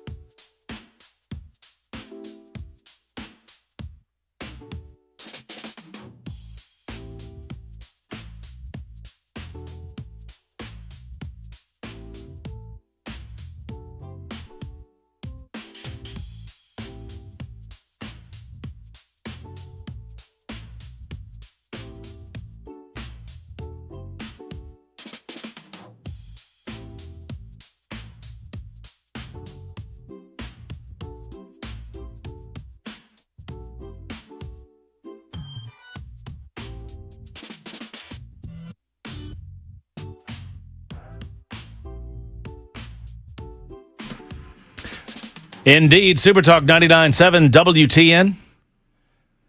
This is the Matt Murphy Radio Show, and I appreciate you being with us. Man, oh man. You know, if these ambulance chasing attorneys, they got themselves a lot of action on this explosive diarrhea lettuce case. I mean, I think we got some lawsuits going on. What do you think, Jay Sinclair? I don't know. Jay might not agree with me. Jay, you there?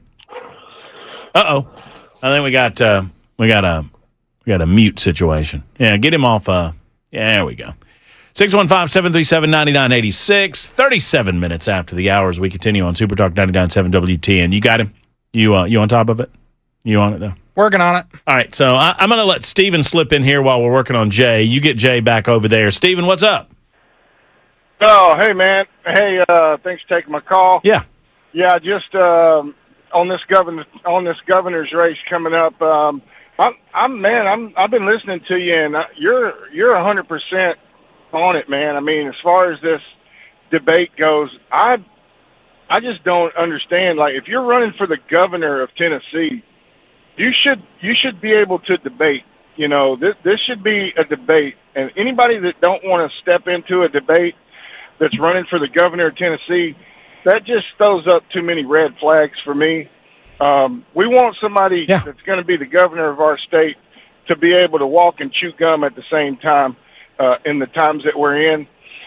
With Marcia, I just think that Chinese commercial was a little odd. I know she stepped out. She's done some things since she's been in the Senate there, and I know she kind of got a moment of fame and popularity going back and forth with Trump. You know, Trump brought her name out, and then she kind of like got popular, and then she's came out and Trump this and Trump that, but well, we've also and Stephen, I'll say more about this in the 5 o'clock hour because I think we've got Jay back, but we also I recognize this two things. Number one, when Marcia was running for Senate, she got a lot of play over that breaking the China plates ad. Y'all remember that ad a couple of years ago where she was breaking the plates and everybody's like, she's breaking the China. She's breaking China.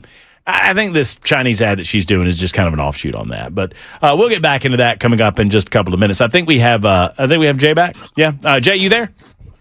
Yeah, you got awesome. Me. Yeah, we got you. No, I asked you the question coming back because I was thinking about it. Ken Weaver's talking about the explosive diarrhea, which Ken Weaver is delighting and reporting on. I'm like, I'm gonna bet that some ambulance chasing lawyers are out there trying to. I mean, what is that? That's not a class action, is it?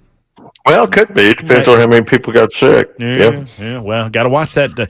And that was our iceberg lettuce of choice, Jay, in the Murphy household, but not anymore. Not anymore.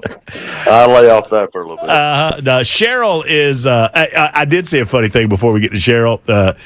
My father-in-law sent me this, Jay, where it's a marijuana leaf and a head of lettuce, and the marijuana leaf says, "Who's the devil's lettuce now, huh?" Okay, that's funny. That's pretty funny. That's funny. Cheryl, you are up next on Frijay. How are you? I'm good. How are y'all doing? Just fine. Thank you for calling. Thank you for taking my call. My question is a mold issue. My 94-year-old mother lives in end of living. Okay. And she's had black mold appear in the corner of her apartment. This is the third time. And twice she's had water coming in. And now they're telling me this. I met with the administrator today, and they're saying until they find the source of the water, there's nothing they can do. And I said, well, my fear in all this is black mold. Can we not bring in some professionals to test the mold to see what kind it is and if it's serious, and how are we going to get rid of it? We've got to get rid of the carpet. We've got to get rid of behind the baseboard. It's mold. And her statement to me was, until we find the source of the mold, the source of the water, she said, we cannot find where the water's coming from, and there's nothing we can do. Tennessee is full of mold, And this is not a big deal. She said, unless she gets sick, there's nothing we can do as far as the mold. Now, that is rather bizarre to me because, so what should we do? Yeah, the first thing I would do, Cheryl, is I would get in touch with somebody that works in this area and get them to go out and test it. You just got to do this right now. They're not doing anything, so you just got to come out of pocket a little bit. It won't cost that much, but just get in touch with a mold remediation company. You can find them on the internet, and just have them come out there and test it and find out what it is. And then that way you now have solid evidence. And then if it is something that is harmful to your mom, then give that to the assisted living facility and say, look, here's what it is. We've had it tested, and here's what you need to do to fix it. They absolutely have an obligation to have a safe place. They're just trying to pinch pennies. And so you just, the first thing you got to do, you just got to spend the money to get it shouldn't cost more than a few $100, and that's worth it for your mom's health. And so get in touch with the company to go out there and test it and find out if it is a dangerous mold. You'll get a written report, send that to the assisted living facility and tell them if they don't fix this right now, you're going to fix it and they're going to pay for it. Once you put that document in their hands, Cheryl, you now have the advantage. Okay. All right. I can do that. Thank you so much. Good luck, Cheryl. Let us know how it goes. Yeah, let us know how it turns out, Cheryl. Call us back, okay? Okay, I sure will. All right, thank you. All right, thank you so much. Weekend. You do too. You do too. Take care. Hey, Matt. Hey, man. Are you don't see my video? Can you see my video now? Yeah, I can see. I got you. What is that? What was that a picture of? Hold on, let me see. Hold on, live. I got you live. Well, I'm a little behind on the video, so I'll have to wait on it. You holding it up to me? No, I put it behind me. That's nice. What is that, Jay? That's some sort of fancy building. I'm gonna bet. I don't know the answer to that question, okay.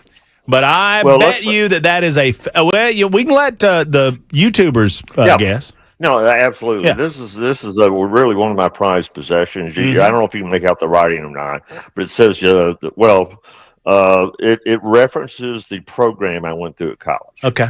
And the building that's depicted there is one of the most remarkable buildings at the place where I went to college. I'm going to I've got it up, and I'm gonna see if any of our YouTubers, our YouTube commenters, has an idea about the building in question. But we see it playing right there next to Mona.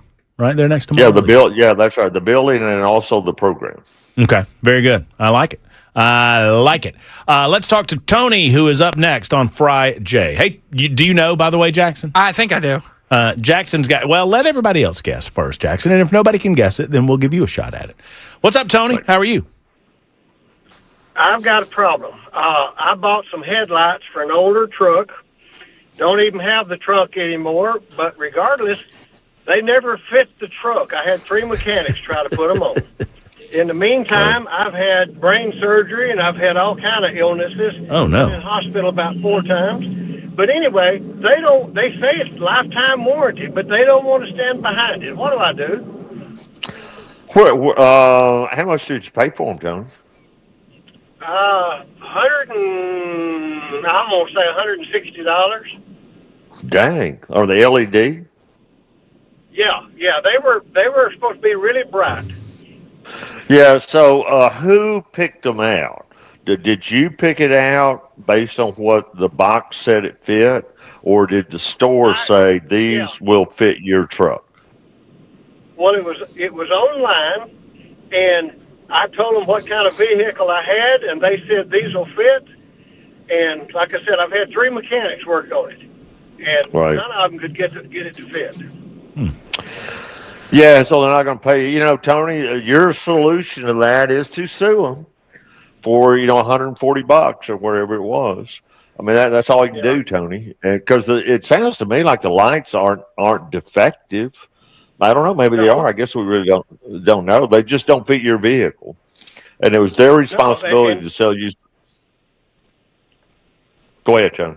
Yeah, No, I just want to say, yeah, they don't fit. I mean, like I said, 3 mechanics couldn't get them to fit through the hole, Right, for lack of a better term, where the lights are. Yeah, right. Maybe I missed. Well, they, Go ahead, Jay. I'm sorry.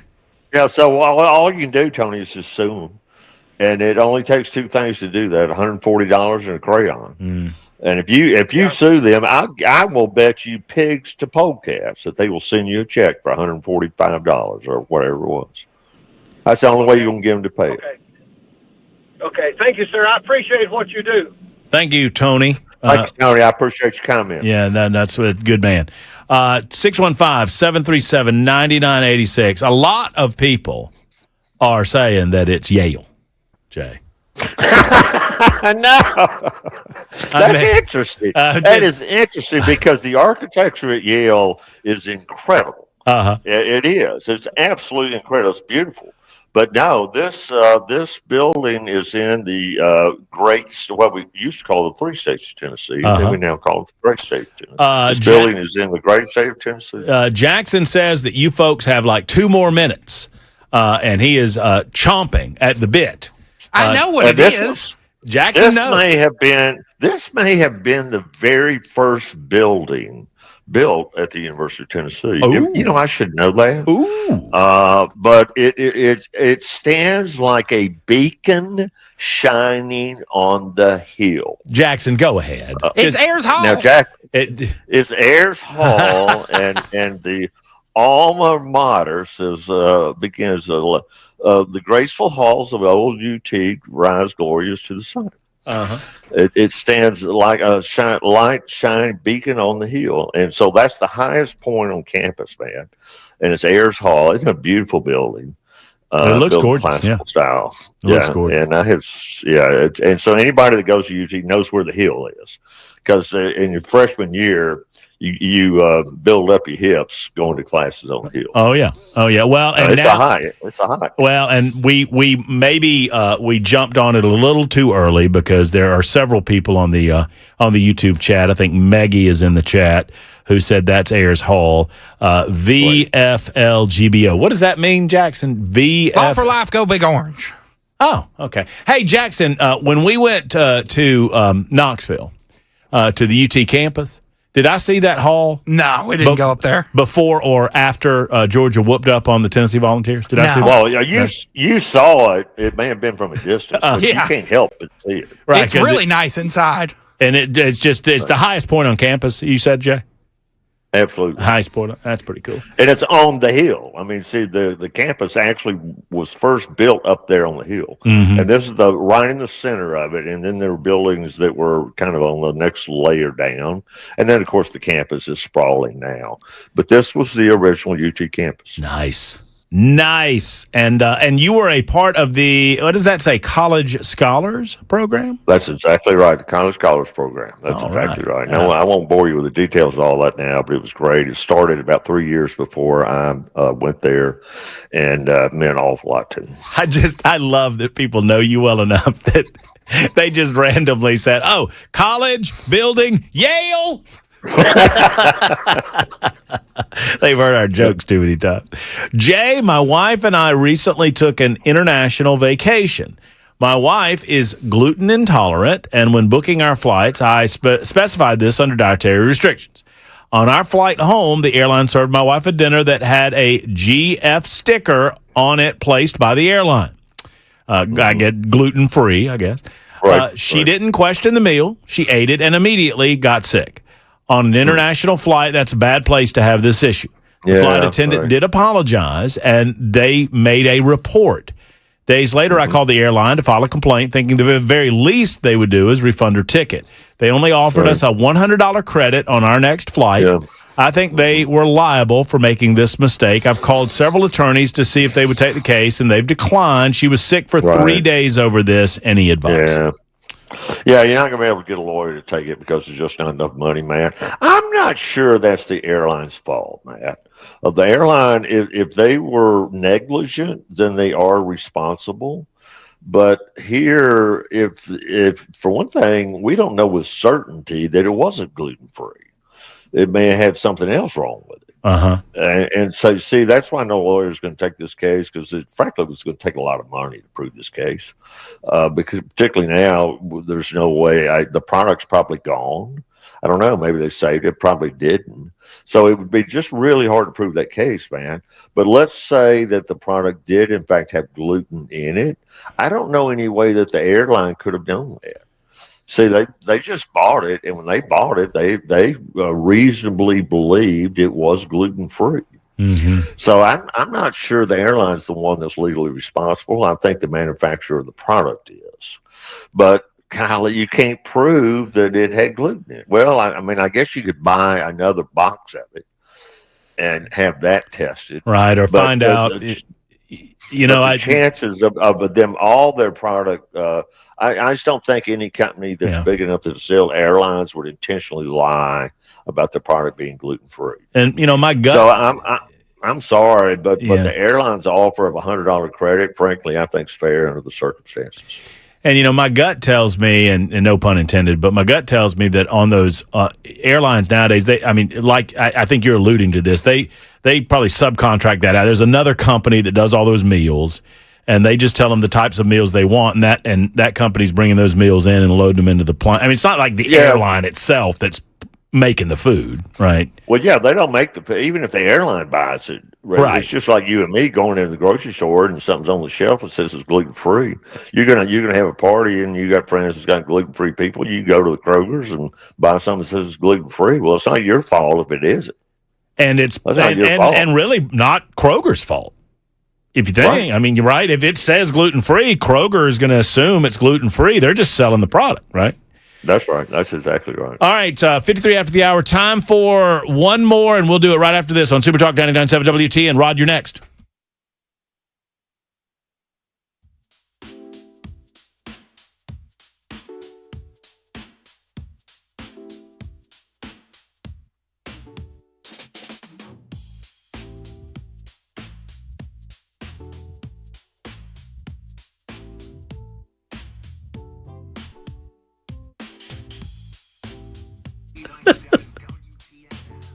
I'm telling him you said that in a minute. Nah, why not?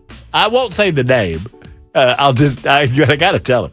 Anyway, I'll let y'all in on what Jackson just said to me in my earpiece in just a moment, right after I remind you that Eurofix can fix everything European on your European automobile. You know, Jay St. Clair's got a European automobile.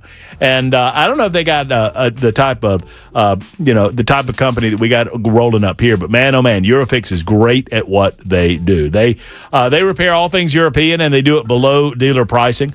You'll notice at Eurofix when you stop in that they are as neat as a pin, clean, comfortable, inviting. Service areas are spotless. They just believe in providing you the ultimate in concierge service when it comes to your European automobile. They care about everything. They'll give you a free 15-minute no-wrench inspection, making sure that they understand what's wrong with your vehicle, and they can express that to you at that time.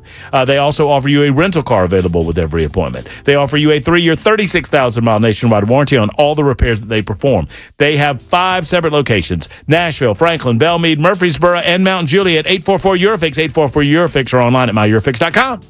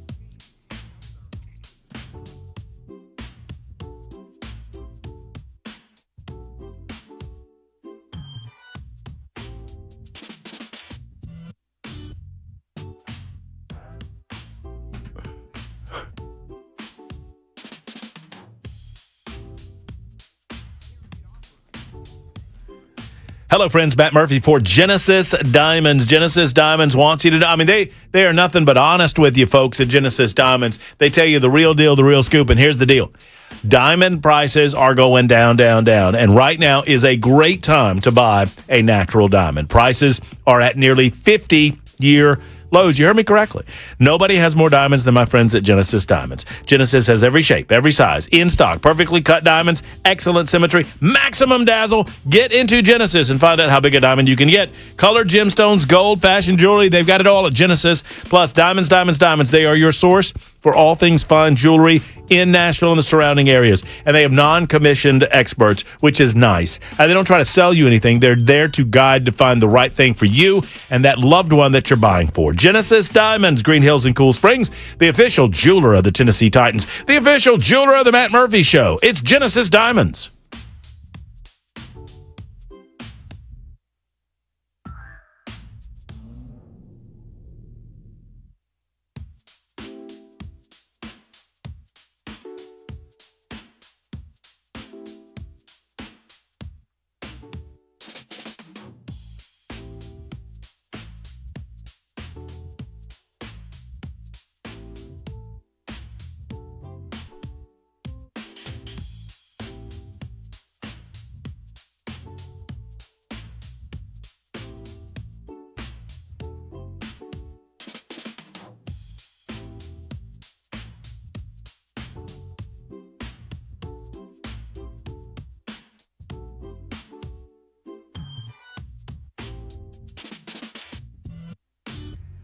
Right now in Nashville, land battle's entering a new phase. Some land was closed on today. We'll tell you about it at 5 on Super Talk 99.7 WTN. Oh, I want to hear about that. I am sad to relate that we will not have time for any further telephone calls with Jay St. Clair because we've simply run out of time. But there's always next week. Jay's so gracious and generous with his time. Jay, Jackson Williams, right before we went to that break, he got in my headphones and he said, I love that picture that Jay's got. I was like, I'll bet you do. And he goes, yeah, I have a buddy that, you see that picture, Matt? And I said, yeah. He said, I have a buddy that threw up in the bushes right to the left of that Ayers Hall.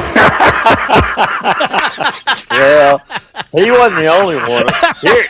Here. Listen, here's my favorite memory of Ayers Hall. It's way up on the hill, Matt. So when it snowed, we'd steal the cafeteria trays out of the cafeteria, and we would sled them down the hill behind Ayers Hall. Nice. Yeah, it was great. That's that was great. Jay, love you, brother. Thank you so much for everything.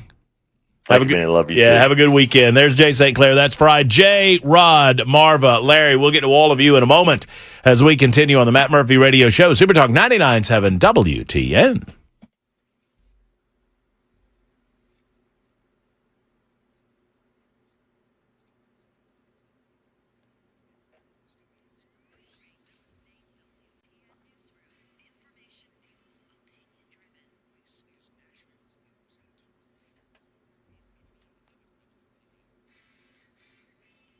Five o'clock on the dot. I'm Ken Weaver with your top stories, and we have some rain that is just parked.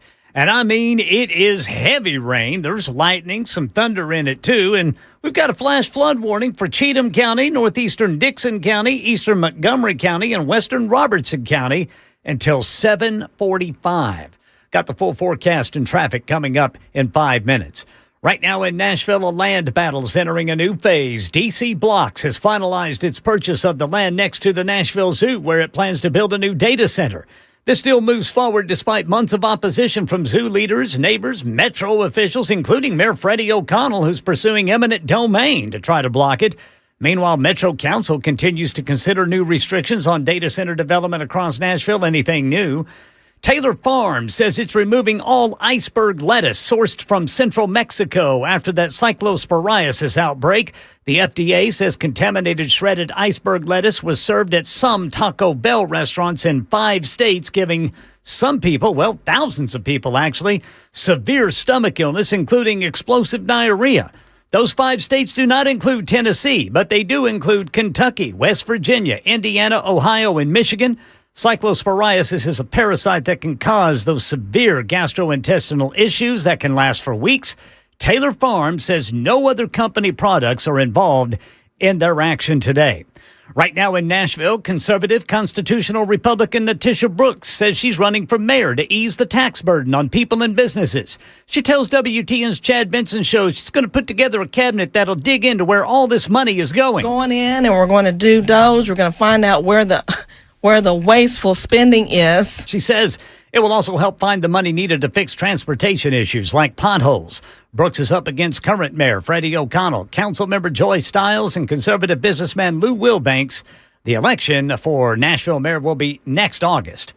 Department of Homeland Security is beginning to send state election officials formal letters to state election officials requesting they assist the Trump administration with identifying non-citizen voters. ABC's Peter Haralambous with more. Officials in Pennsylvania and Nevada confirmed they received the letters, which claim to identify thousands of non-citizen voters in each state and requested that election officials work with the federal government to purge their voter rolls. I don't care how long it takes. We will go by this one by one, and everybody that did vote illegally, we will prosecute. But the Department of Homeland Security didn't explain how it identified the voters, and more than a dozen judges have blocked the Trump administration's efforts to force states to turn over their voter rolls. Election officials say non-citizen voting is exceedingly uncommon. Peter Haralambous, ABC News. That's the latest news, traffic, and weather next. I'm Ken Weaver, WTN News.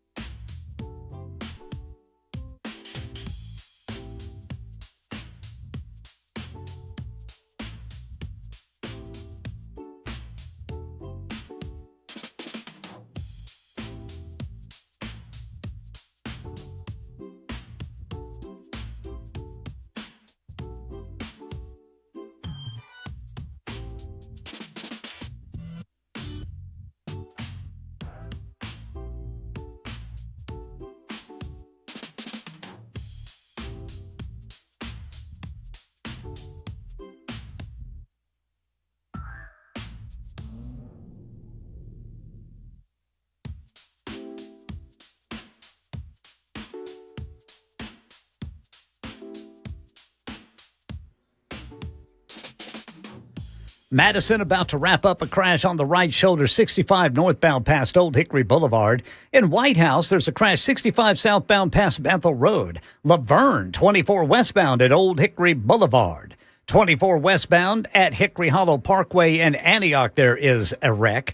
We've got 140 eastbound past Natchez Trace State Park down in Henderson, Tennessee.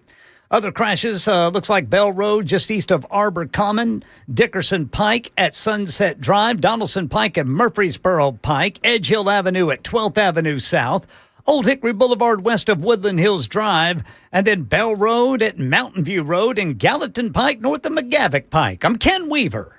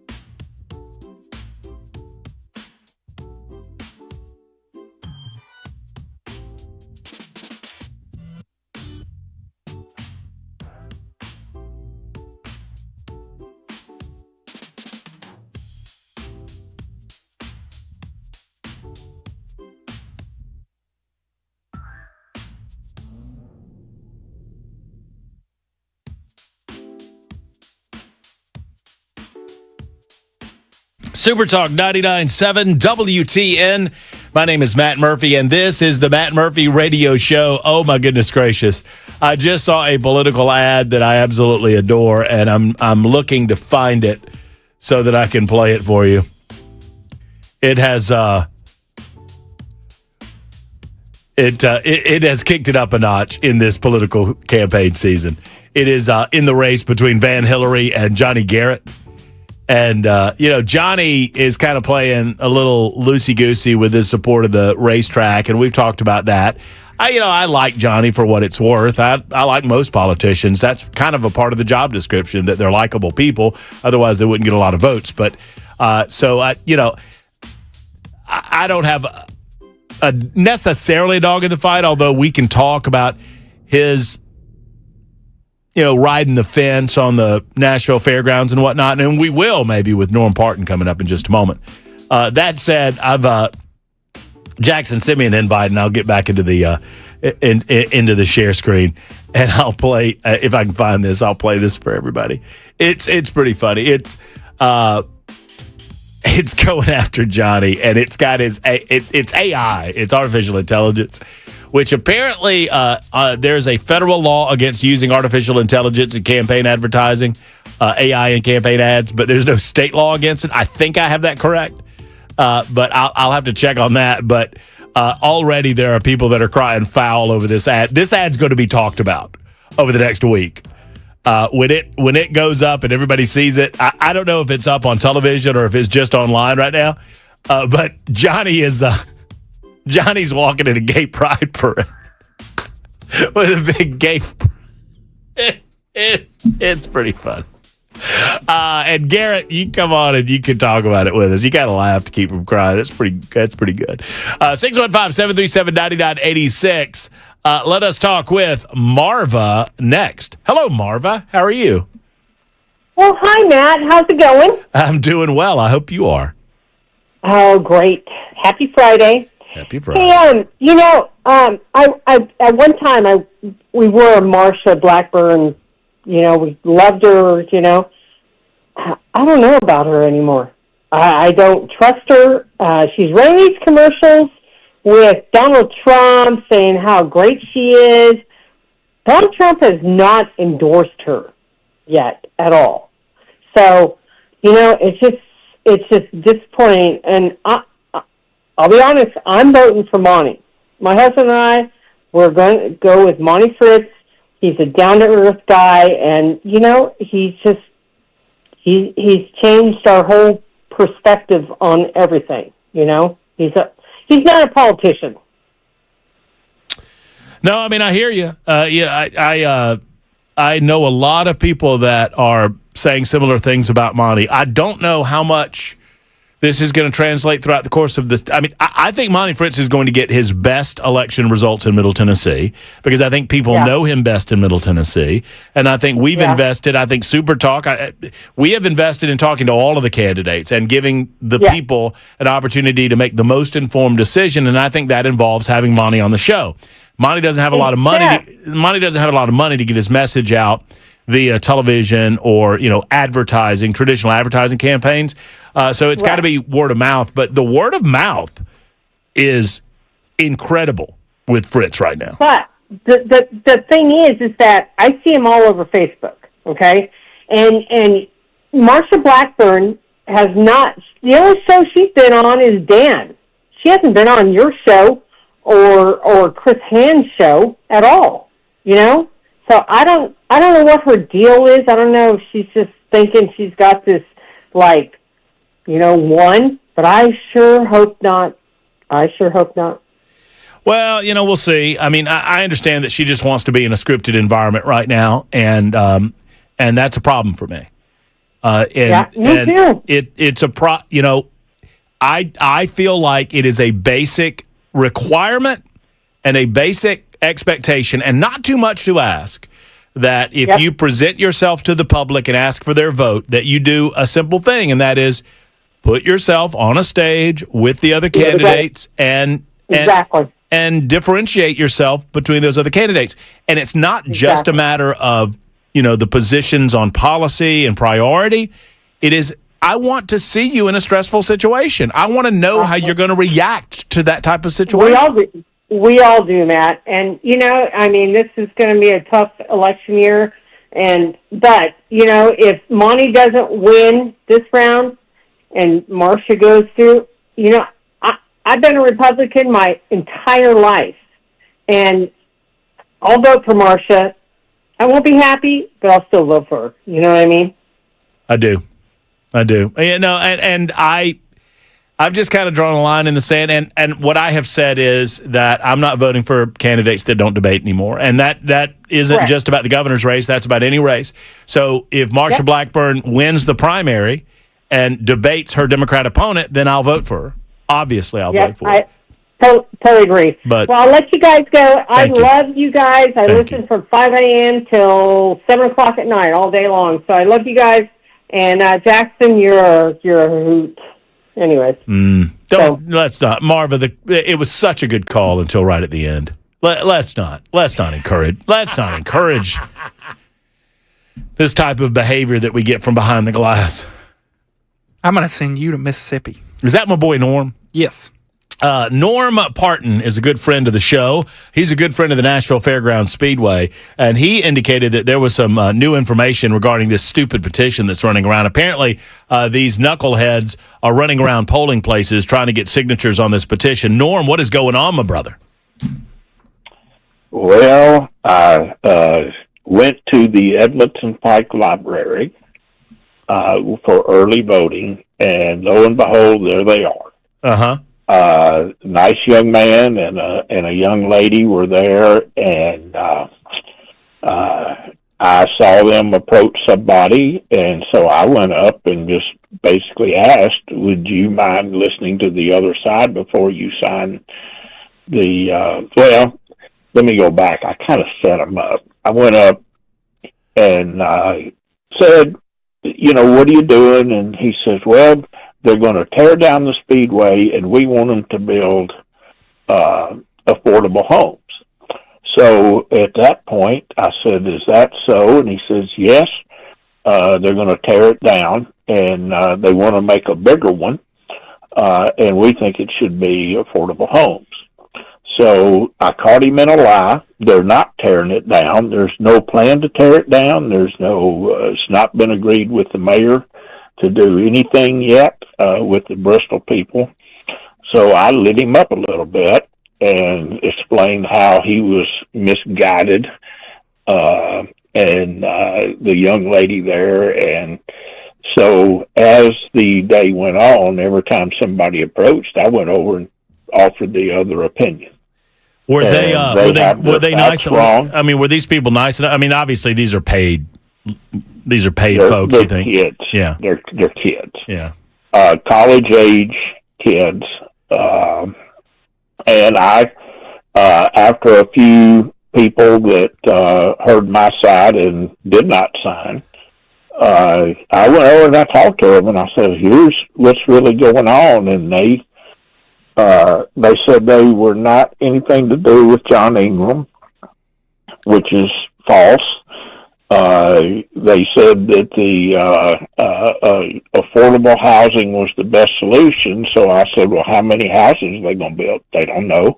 How much are they going to cost? They don't know. How much is it going to cost to tear down the speedway? They don't know.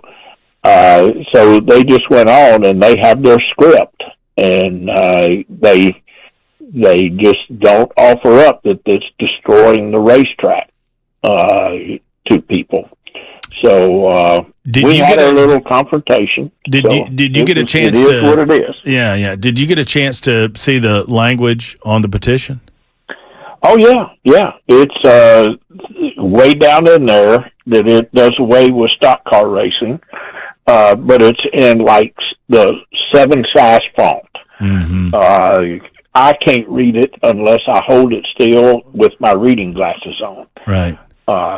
So I've read it. It's it says they want to change, and what gets me is the whole campaign, the early signs, early everything says restore the Fairground Speedway. Well, they're saying restore. So they took the words from our side, and they put it in there, and they literally are saying, do you want to sign this to support affordable housing? That is their opening line. Well, who doesn't want to support affordable housing? I mean, so when people question them, and I had some people that literally questioned them and said, no, we support the Speedway. So who did they say message is, go ahead. Sorry. The message is they're out there at early polling places all over town. Trying to collect signatures to try to gin up this petition to try to destroy the racetrack. Right. Is what they're trying to do. Yeah, that's it. Who did they say? Did they tell you who they were affiliated with? If they claimed that they weren't affiliated with Ingram?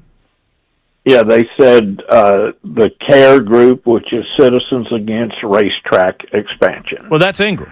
So that, but you know, who's funding that? Right, that's Ingram. That's about 5 people in the neighborhood that have formed that. You know how it is. You get several people with their hair on fire, and they, no matter what the truth is, they're trying to get their way. So it was fun. I'm going back out tomorrow, and I'm just going to let them go through their thing, and then I'm going to sign John Ingram's name. Well, ask that's good. Ask when you go out next time, Norm. I mean, not that you need to take marching orders from me, but if you talk to some of these folks again, if you know, say, well, who's funding you, and if they say CARE, say, well, who's behind that? Who signs your checks? Like what? Who pays you, and who signs those checks? I'd like to know that. I mean, I'm wondering if it's Mike Kopp. Well, he's leading up the effort, and he's paid by Ingram. Right. And CARE is nothing but about 5 little old ladies in the neighborhood. That's all they are. So, and they're afraid to talk to anybody head to head, as is Ingram, who, as of today, is yet to return a phone call to Marcus Smith. Well, once again for those unfamiliar with the story, we've been talking about it a long time on the Matt Murphy Show, and I can catch you up on the story quite simply.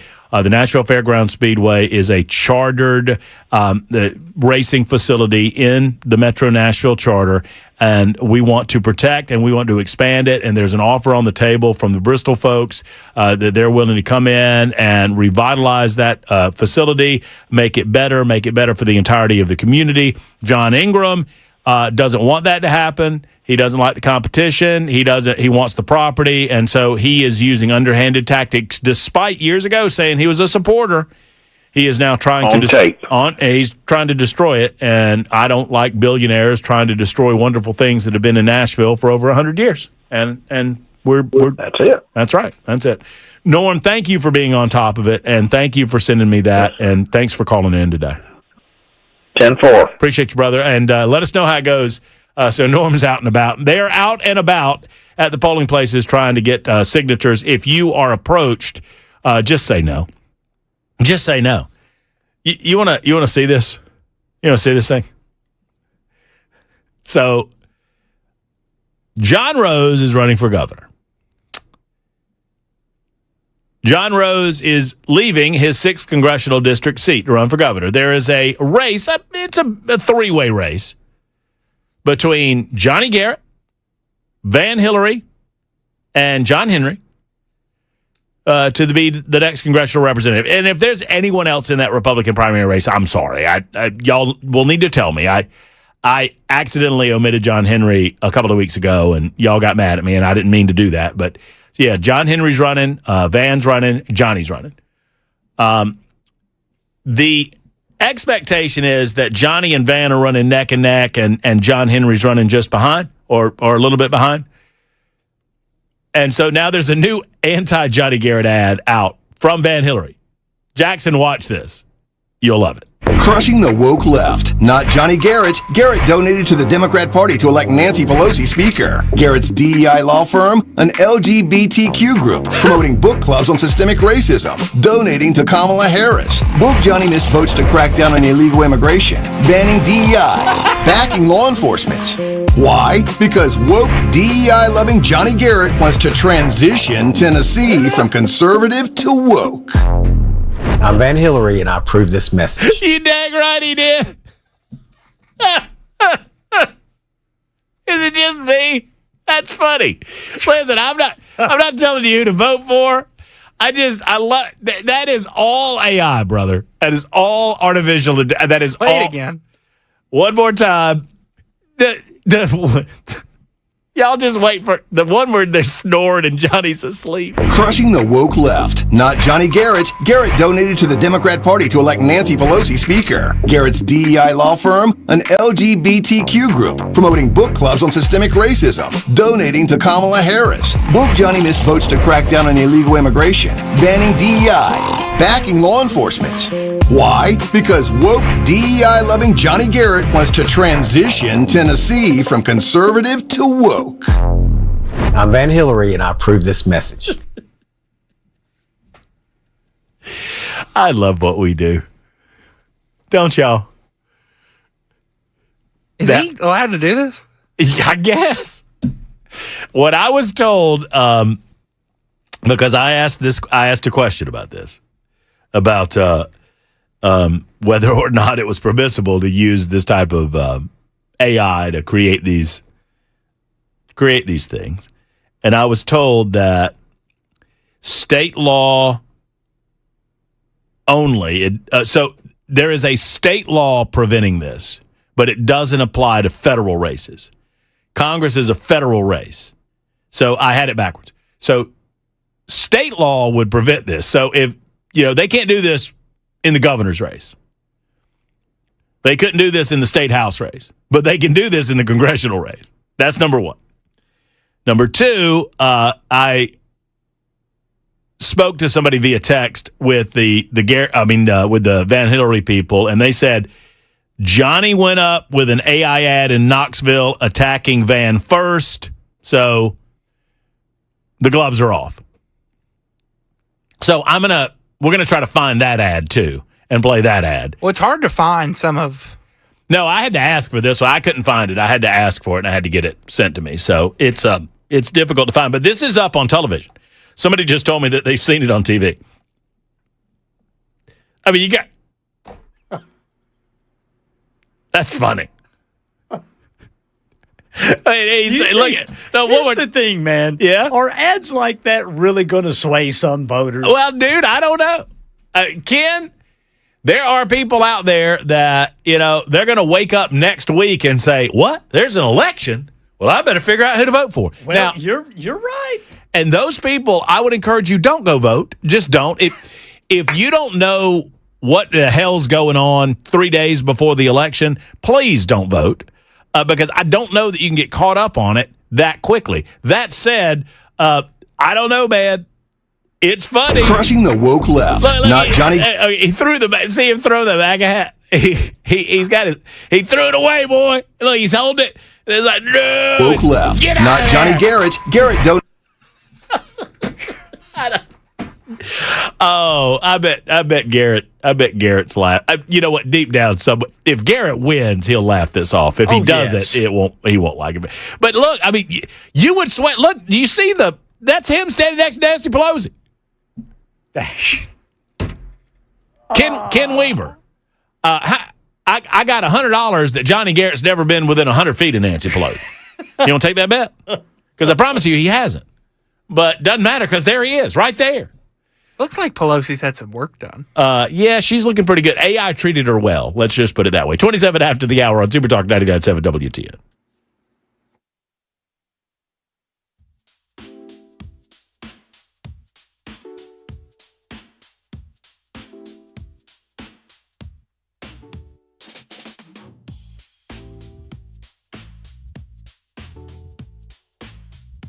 Hello, friends. Matt Murphy for King and Associates Insurance. Folks, you want to make sure that you're protected, right? I mean, you don't want to have to use insurance. because that means that something negative's happened to you, your home, your family, or your automobile. But you need it to protect you. That's what it's there for. So you don't want to overpay. You want to make sure that you've got the coverage that you need. And I'm telling you, King and Associates Insurance, they check all the boxes, friends. I love that they're local. They're independent. They work for you, not the big insurance companies.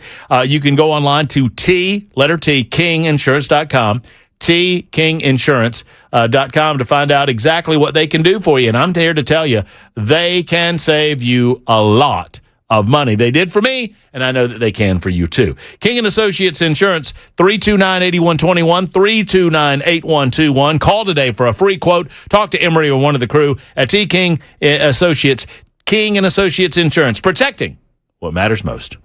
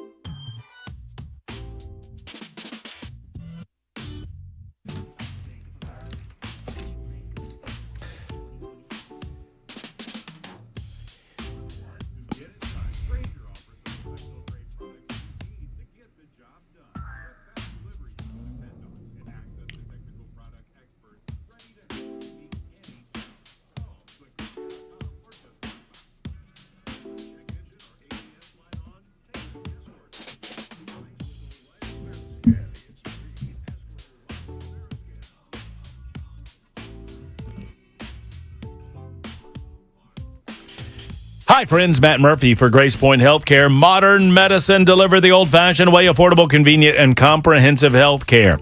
They are a direct pay facility. That means that as a primary care provider, all of the treatment decisions are made between you and the medical staff, not your insurance company, which is the way that it ought to be. When you enroll in the Smart Care Plan, which is just $99 a month for the adults, $79 for the kids, you get unlimited office visits and free basic labs and diagnostics. Also, you can pay through your HSA. Thank you to the big, beautiful bill, one of the benefits of that. In paying through your HSA, there's no out-of-pocket expense, and you get unlimited office visits. That's nice to know. Plus, you also know this, that Grace Point treats the entire body with a comprehensive, holistic approach, meaning they're trying to get to the root of the problem, not simply addressing the symptoms of the problem. Plus, now's the time of year where kids are getting physicals for sports and whatnot as they're getting back into school, and you can get those at Grace Point Healthcare. They provide all of that for you. From newborns to seniors, Grace Point Healthcare, located in Franklin. Give them a call at 599-6868, 599-6868. Modern medicine delivered the old-fashioned way.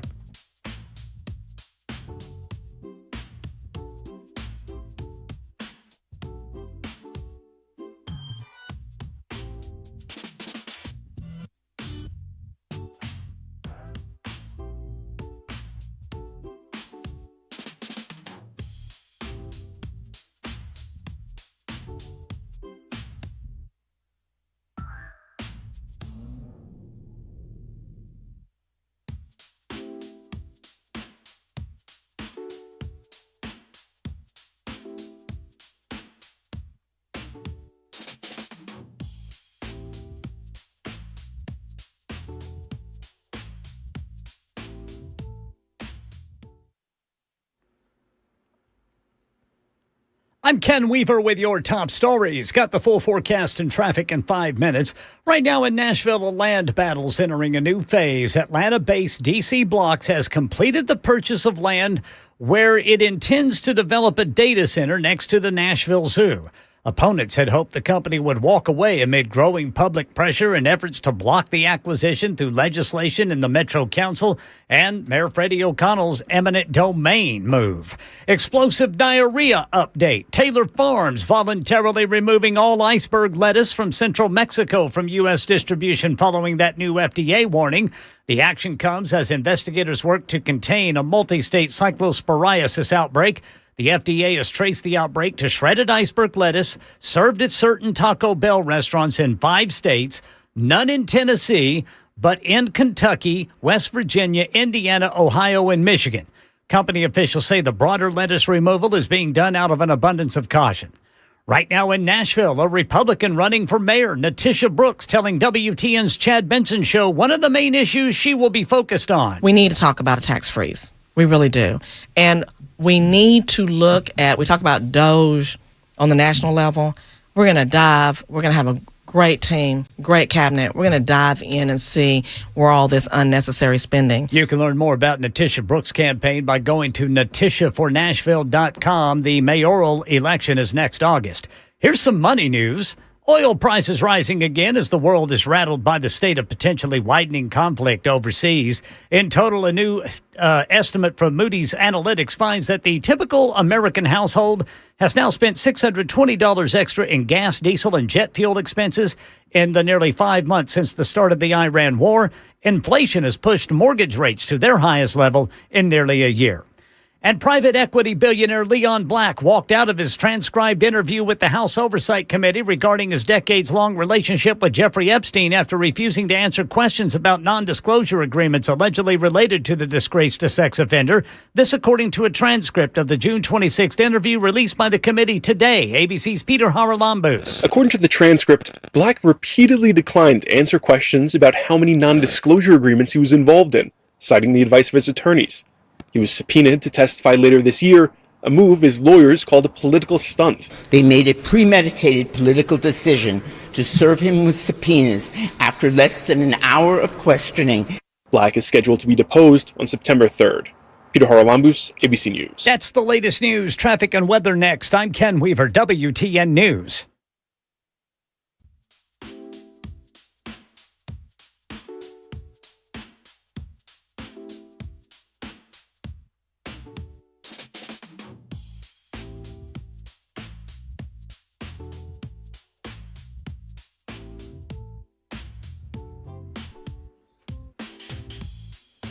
Berry Hill got an injury crash, Bransford Avenue south of Craighead Street. Cedar Hill in Robertson County, that's an injury crash, 24 westbound before Maxey Road. White House in Sumner County, a crash, 65 southbound past Bethel Road. Woodbine got a stalled vehicle on the left shoulder, 24 eastbound at I-440. In Laverne, a crash, 24 westbound at Old Hickory Boulevard south. Pleasant View in Cheatham County, left lane block, 24 westbound at Springfield Ashland City, exit 24. Clarksville, a crash, 24 westbound before ML King Parkway. Antioch, a crash, 24 westbound, Hickory Hollow Parkway. Bellevue, a crash, 40 eastbound at Old Hickory Boulevard West. Sylvan Park, a crash, 40 westbound at Whitebridge Pike. Murfreesboro, a crash, right lane block, 24 eastbound at Medical Center Parkway. Donaldson, Lebanon Pike, east of McGavick Pike. The Woodlands, Old Hickory Boulevard, west of Woodland Hills Drive. Dickerson Pike at Old Hickory Boulevard. Good grief, people. Be careful out there. Slow down. I'm Ken Weaver.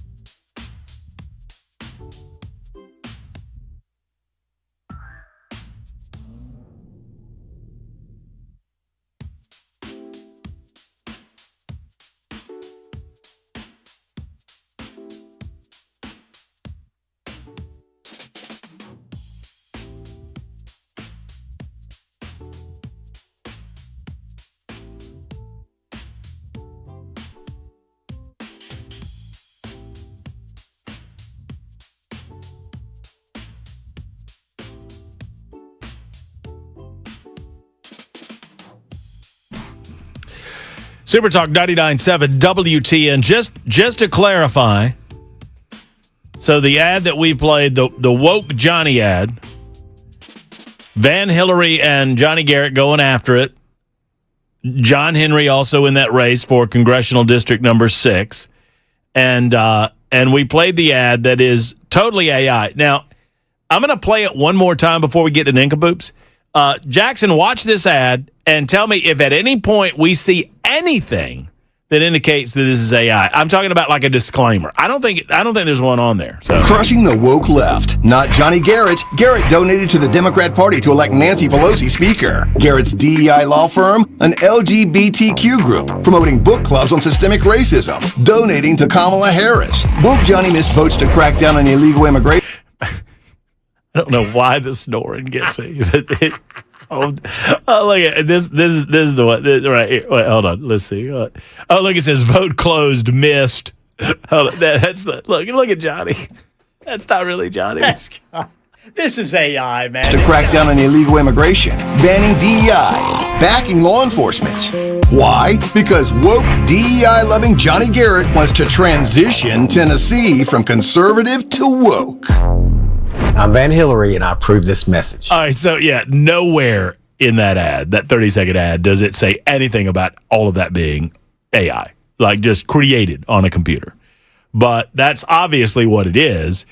And, it begs the question, at some point we got to have some rules, right? So the Van Hillary folks are saying that there's no federal restriction from them doing this, that they've looked at the law and they've told me that they stand by the ad. So apparently there are restrictions statewide in what you can do in terms of like a governor's race or, state house, state senate. But this is a federal race, and apparently there's nothing that they can do about it. That is amazing to me that's where we've gotten. That ad is, I don't know that I am endorsing it or supporting it, but I do think it's very funny. Because Johnny Garrett would not be caught dead at a gay pride parade. Now, the accusations behind the ad, we're going to do a little sleuthing. If not today, then certainly over the weekend. And figure out what they're talking about. Apparently, Van Hillary has information about Johnny Garrett's law firm and some of the activities that they're engaged in. And they're trying to tie Garrett together with that law firm practice. We'll try to get to the bottom of that. In the meantime, it's 43 after the hour. And for what it's worth, let's hope that Ken doesn't get nasty again and curse. Goodness gracious. It's time for Nincompoops in the News. Nincompoops in the News. Look, here's the deal. I had it thrown to me last evening, Jackson, that perhaps Weaver was just sick of it. He was sick of losing to you, and he thought to himself, well, how can I guarantee myself a victory? And he sure guaranteed it. With that poor fella in the porta potty, and he was, what did Ken say? He said he was shedding. That's what I meant to say. Shedding. And shedding. Mm-hmm. Ken, you were the big winner yesterday. Congratulations. Hey, I appreciate it, everybody. That means that... we have to curse to win. That means if Ken wins today, he wrests the trophy away from young Jackson, who has held it for the better part of the summer. Better part of the year. Well, I understand that. I'm just saying, Ken has had it a few weeks, 2, maybe 3. Murphy's, I've had it exactly 1 time in 2026 because nobody votes for me because everybody hates me. That's fine. I think I've only had it 2 times. Good gracious. I'm telling you, Jackson has had it for the majority of the time. Y'all need to stop with these pity votes, okay? He's got his own horn that blows. Sheesh. Declares himself the king of the nincompoops. Now he's running for governor? He's running for governor. Good gracious. Keep Tanzania out of Tennessee. Vote Jackson Williams. Ken? Yes, sir. What's our batting order today, sir? It's going to be Weaver, it's going to be Murphy, and Williams bringing up the rear. Up the rear with Williams. That's a good slogan for your gubernatorial campaign. Williams is tired of taking it up the rear in Tennessee. That's pretty good, huh? Yeah, let's see what the AI ad does to that. Yeah. Ken, what's your nincompoop today? Man detained and charged after sneaking into 30 Rock looking for Today Show host. A man was arrested and charged with multiple hate crimes after he allegedly snuck into an NBC building in New York City's Rockefeller Center yesterday morning. 41-year-old Andrew Truelove said he was looking for Today Show weather anchor Al Roker. Oh, boy. Allegedly repeatedly uttered a racial slur. Oh, no. He also made other statements that led police to believe he's emotionally disturbed. Truelove was detained by an NYPD officer working a paid detail. He has been charged with burglary as a hate crime, menacing as a hate crime, criminal trespass. Wait a minute. I thought he was naked. He wasn't naked. A crucial mistake by Weaver on the 18th Terrible green. nincompoop story here. So, I mean, it's pretty wild. It is pretty wild. What's pretty wild is that they... He got that far. Yeah, the NBC security team, they're the nincompoops in this story because the fact that he got that close to these folks, they claimed to beef up security in the aftermath of the Nancy Guthrie situation, kidnapping or whatever. Yeah. And apparently they didn't beef it up enough that this guy couldn't get on the set and demand to see Al Roker and screaming a bunch of racial epithets or whatever. Well, get this. He's got a recent arrest history, including twice in May for criminal trespass and reckless endangerment. Oh, boy. And assault in January. That's awful. I wonder what he wanted his He had his Al clothes Roker on. for. Well, he wanted to find out what the weather was. You know, Al probably got the real feels wrong. You know, well, racial nastiness aside, if people are getting angry because of the real feels, I can identify. Well, it's 88, but it really feels. No, it doesn't. However, it really feels. Shush up. What are the real feels today, Ken? It's a scorcher outside. Easy. I've got two nincompoops in the news, and I don't know which one I want to use. I might use both of them, but I've got to pick one that's official. And I think my one that's official is as follows. Y'all ready? Ready. Mm-hmm. Mexico has issued a formal travel advisory warning citizens about a diarrhea outbreak in the United States of America.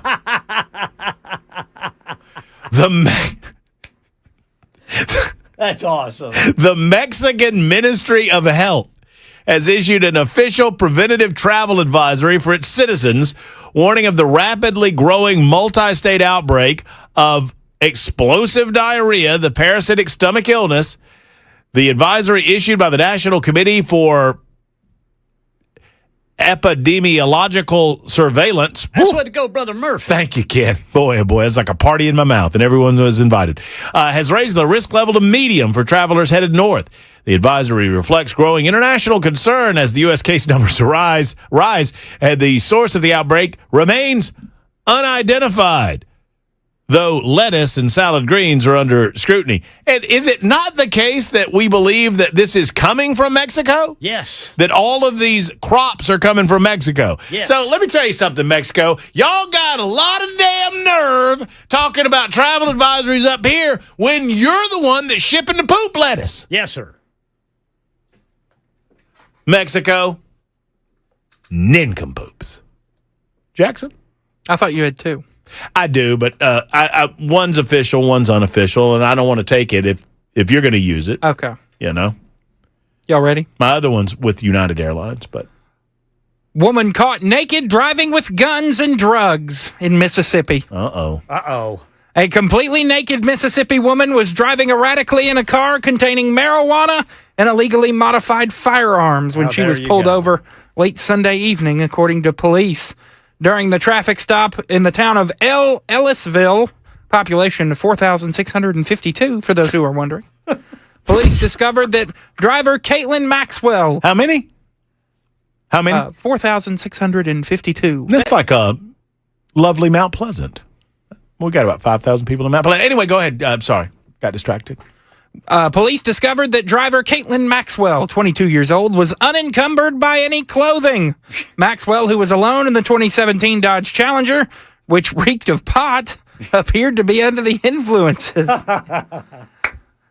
A search of the vehicle turned up a Glock handgun at Maxwell's feet, another Glock wedged between the passenger seat, another one in the center console. In the trunk, police found a fourth Glock and two AR-15 rifles. Wait, she's naked. She is butt naked. And are you saying Glock? Glock. Okay.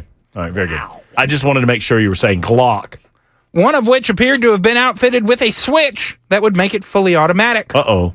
Seen above, Maxwell was arrested on an assortment of felony and misdemeanor counts for which she is locked up in the Jones County Jail in lieu of a $35,000 bond. During police questioning, Maxwell said that her boyfriend, 24-year-old Sean Cooley, used a 3D printer to make switches, which are also known as forced reset triggers. A subsequent search of Cooley's residence resulted in his arrest for possession of a machine gun conversion devices and the seizure of a small arsenal. He's doing it on purpose. Records do not indicate why Maxwell was, as one police officer remarked, traveling buck naked at 9:40 p.m. With a Glock between her legs. Yes. Goodness. Wow. I just like how whoever wrote that story found it necessary to give the population of the town. They were thorough. That's thorough reporting, Ken. And I know you can appreciate that. And so Ken is voting for me. That's an endorsement. The one that I didn't go with, United Airlines is arguing in court that they can sell a window seat that doesn't have a window. Have y'all seen this story? I have not. I'm going to discuss this more on the other side of the break because this is just stupid. United Airlines is arguing that they are allowed to sell a seat advertised as a window seat even if it has no window. Where's the window? It's not there. No window. But it's next to the fuselage of the plane, so they call it a window seat. More coming up. Vote Murphy, vote Murphy, vote Murphy. Or Weaver. Just don't vote for Jackson. Don't support that kind of nastiness. Super Talk 99.7 WTN.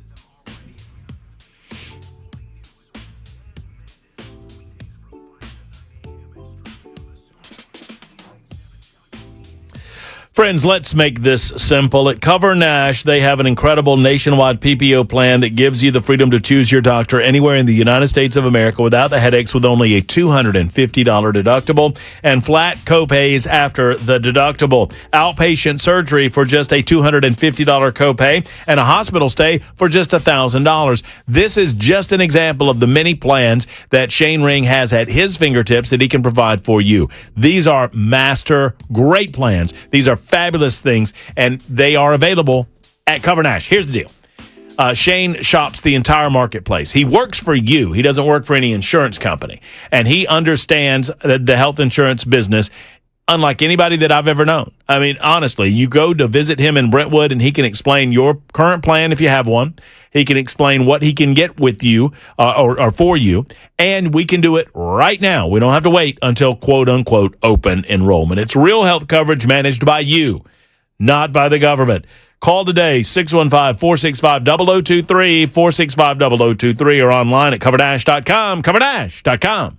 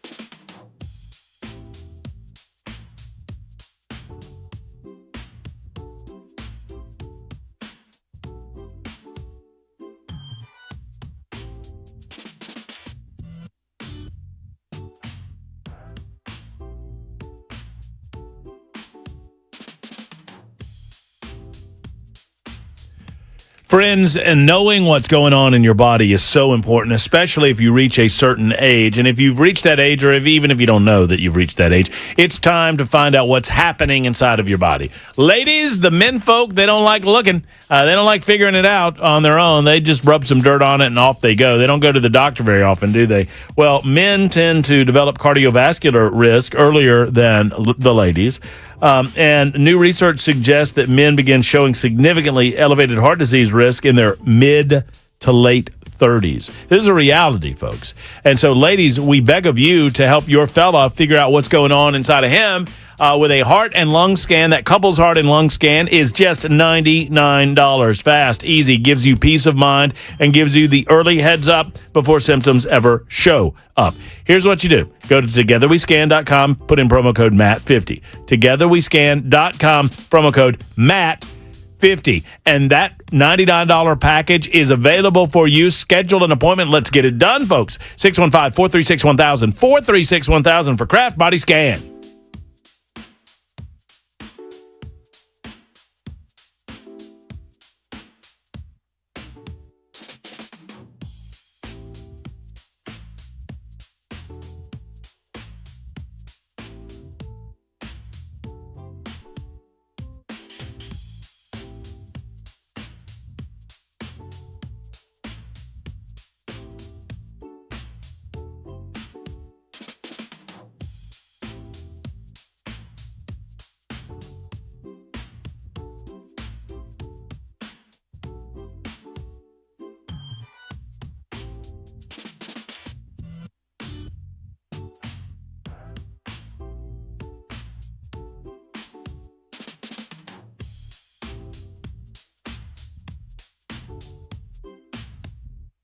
A land battle in Nashville's entering a new phase. We'll tell you what DC Blocks has done coming up at 6 on Super Talk 99.7 WTN.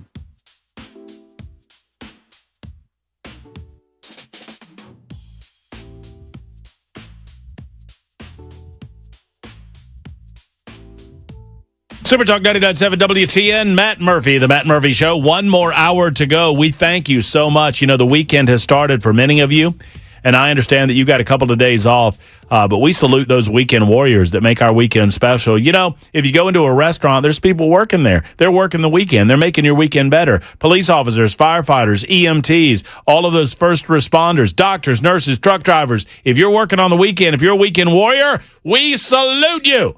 And if you're not, happy weekend. One more hour to go. Super Talk 99.7 WTN. Larry, hang in there. I'm getting to Larry's been holding for a long time. God bless you, Larry. He wants to talk about the governor's race. Also, we're playing a game last hour. Who you got? Early voting has started. People are calling us up. They're letting us know who you got. Is it Marcia? Is it Monty? Is it John Rose? I need a Marcia, a Monty, and a John Rose on my phone right now. 615-737-9986. Super Talk 99.7 WTN.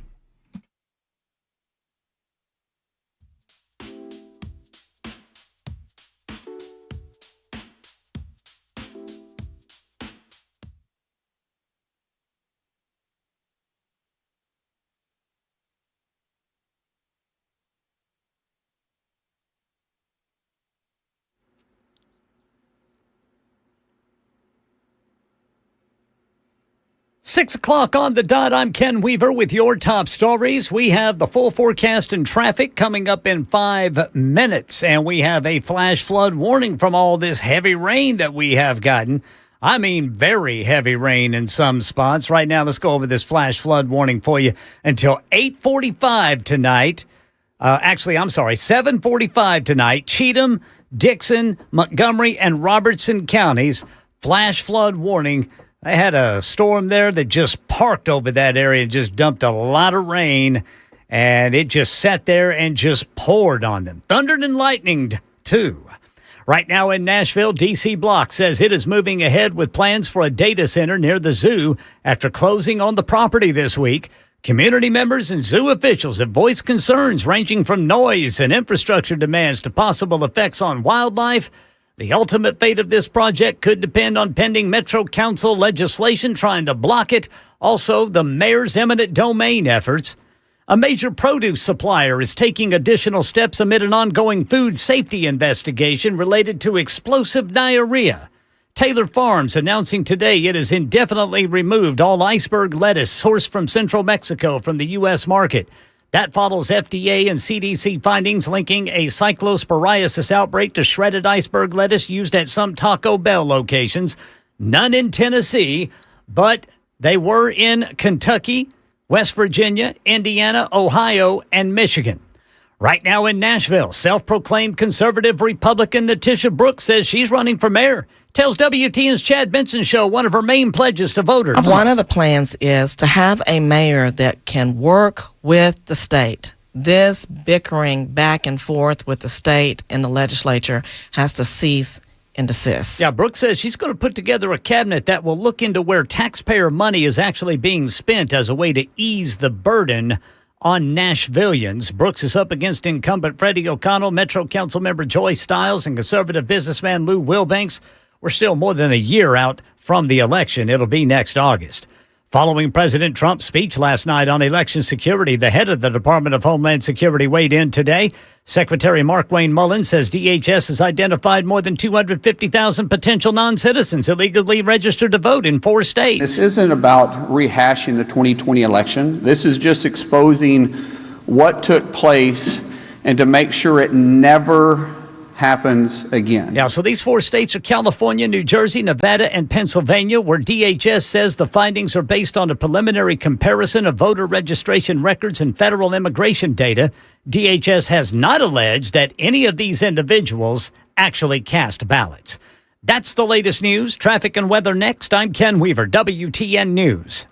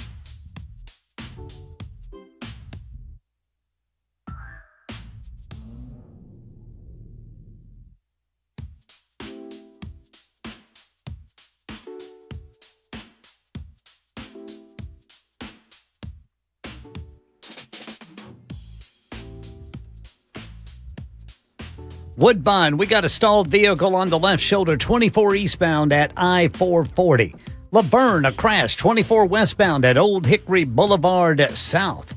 Whites Creek, a disabled vehicle blocking the right lane. That's going to be Briley Parkway eastbound at Brick Church Pike. Pleasant View, a stalled vehicle blocking the left lane, 24 westbound at Springfield Ashland City, exit 24. Clarksville, 24 westbound before ML King Parkway. 24 westbound at Hickory Hollow Parkway in Antioch. Bellevue 40 eastbound at Old Hickory Boulevard West. Talbot's Corner 65 northbound at Trinity Lane. Murfreesboro, a crash, right lane block 24 eastbound at Medical Center Parkway. We've got 24 westbound before Maxey Road in Robertson County. Also in White House, 65 southbound just past Bethel Road. And in Donaldson, Lebanon Pike east of McGavick Pike. I'm Ken Weaver.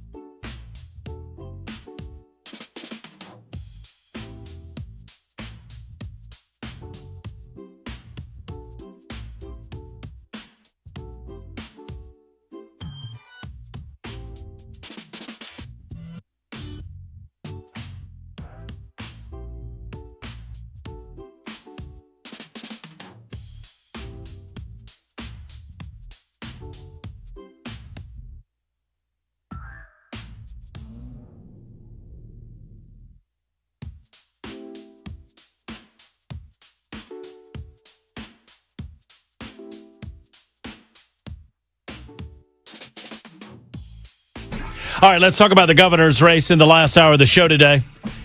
Super Talk 99.7 WTN. My name is Matt Murphy. This is the Matt Murphy Radio Show. Jackson Williams is behind the glass. He screens your telephone calls and, generally speaking, make sure that everything that comes out of our speaker sounds as good as humanly possible. Ken Weaver's back in News Closet B. He's really the straw that stirs this drink every afternoon from 3 until 7 on Super Talk 99.7 WTN. My name is Matt, and, I'm the loudmouth of the group. 615-737-9986. If you'd like to be a part of the show, 615-737-9986. You can either super text us or give us a call. I need a Marsha person, I need a Monty person, and I need a John Rose person. That's what I'm looking for. Now, we have what? What do we have? I mean, I guess totally we have like 10 lines. I don't know how many of those work, but 10 lines plus hotlines. So we've got a lot of lines available to us. I think we will be full up of Monty people before we see a Marsha people. Now, maybe I'm wrong. I don't know. I'm not here to judge it. I'm just here to get your thought on it. Who you got and why. That's all. Who you got and why. Now, Jackson is in my ear letting me know that I'm forgetting a very important candidate in the governor's race.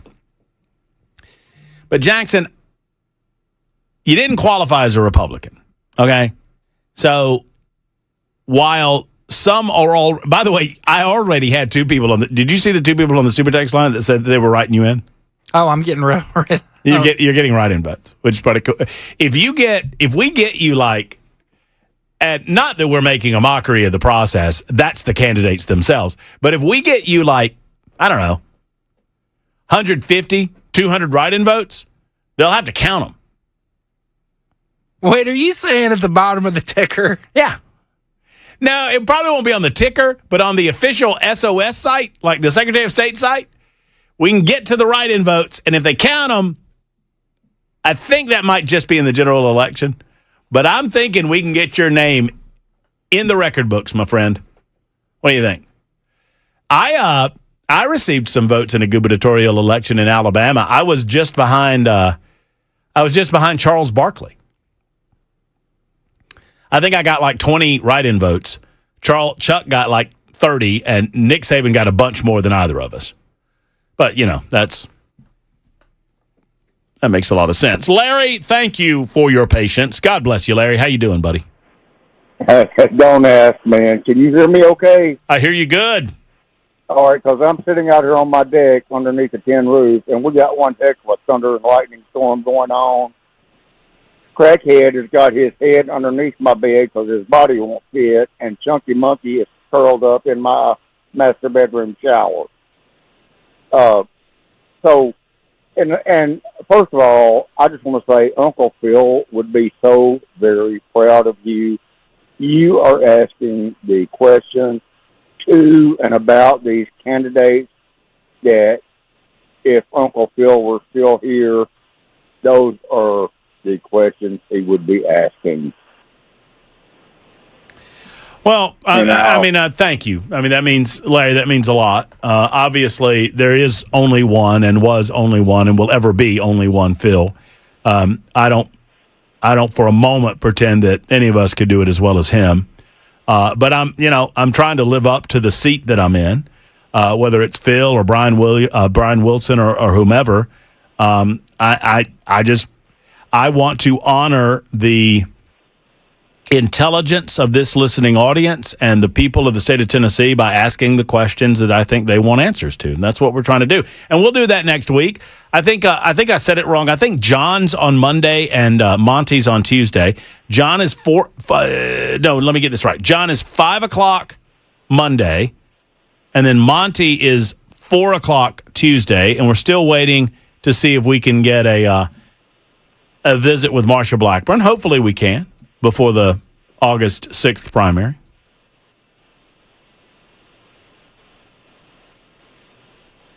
You there, Larry? Uh-oh. Yes, sir. Oh, okay. I was just waiting. No, it's all good. And no, you're doing a very fine job. Okay. First of all, and you were correct earlier when you said these people that wake up 3 days before an election do not need to vote, because anybody that has been paying attention, and we keep hearing that, Marsha's talking to people here all the time.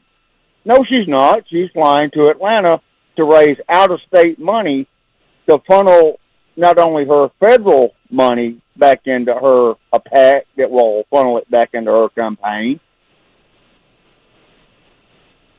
And I get so sick of hearing her and John Rose talk about how they're going to stop China from buying farmland in Tennessee when we already have laws on the books that prevent that. And I hear them going after each other. They don't really say anything substantive or subsequently, as Jackson would say. They're just, it's like they're reading off a pre-planned script. But if you ask Monty Fritz a question, he just tells you what he thinks, pure and simple. Well, and I get some of that from Rose too. I mean, and look, Marsha has been around a long time. Marsha has probably heard every question under the sun. It's not about Marsha for me. It's about drawing a line in the sand as a voter and drawing a line in the sand as a talk show host as to what we expect out of our candidates and asking the listening audience what they expect out of their candidates. Larry, be careful out there. It is crazy. I see some of the weather that is coming through, and it's going to impact most of us in our listening area. It's popping y'all a little north of us a little prematurely or before it's hitting the rest of the state. 615-737-9986. I think I've got I was talking about that Van Hillary so the Garrett Van Hillary came out with this Garrett ad that is all AI. And there's some questions about the legality, and the Van Hillary people say that it's legal. And not only that, they're saying that Johnny Garrett started it. And so I think I found Jackson, the Johnny Garrett ad that they claim started it. So, because what they're saying is that this is AI too. So if you got me up, so we played the Van Hillary ad where Johnny Garrett's, walking in the gay pride parade and DEI and all of that. The Van Hillary people say this is fair ball because they started this by running this advertisement over the last couple of weeks. This is a Van Hillary advertisement. You can see it on Talk TV. If you're watching over there, we're going to play it for you. You can listen to it on the radio. Hold on. Do I have everything I'm supposed to? You got me up over there? Okay. Van Hillary is always on the move. Elected to Congress 30 years ago, Hillary sided with Bill and the other Hillary on hundreds of votes, opened our borders, and put illegals over Americans. Then Van Hillary became a lobbyist, working for a group funded by pro-amnesty and gun-grabber billionaire Michael Bloomberg. Now Hillary says he wants to help President Trump drain the swamp. Don't be fooled. Send Van packing. I'm Johnny Garrett, and I approve this message. Okay, so the big difference there is that they don't, I mean, I guess they show images of Van Hillary, but they don't show images of Van Hillary on his, I mean, well, let's just watch it again. Van Hillary is always on the move. Elected to Congress 30 years ago, Hillary sided with Bill and the other Hillary on hundreds of votes, opened our border. By the way, that's clever. Bill and the other Hillary. And put illegals over Americans. Then Van Hillary became a lobbyist, working for a group funded by pro-amnesty and gun-grabber billionaire. Okay, so there were two people. If you're not watching, if you're listening, when they said that, there are two people. You can't see their faces, but you see two guys in suits in a van, and they've got a briefcase full of cash. And one person has a name tag on that says Michael Bloomberg. The other person has a name tag on that says Van Hillary. And the Michael Bloomberg person is handing the Van Hillary person a bunch of money. Amnesty and gun-grabber billionaire Michael Bloomberg. Now Hillary says he wants to help President Trump drain the swamp. Don't be fooled. Send Van packing. I'm Johnny Garrett, and I approve this message. Okay, so what do you think, Jackson? Fair game. So Johnny comes out with that ad first. That's a bunch of AI there, too. I mean, the van's AI, the setups are AI.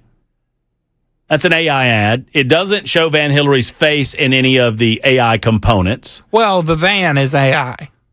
Okay, and his face is on the side of the van. So I think it's fair game. Johnny comes out with this. Van comes out with the other one.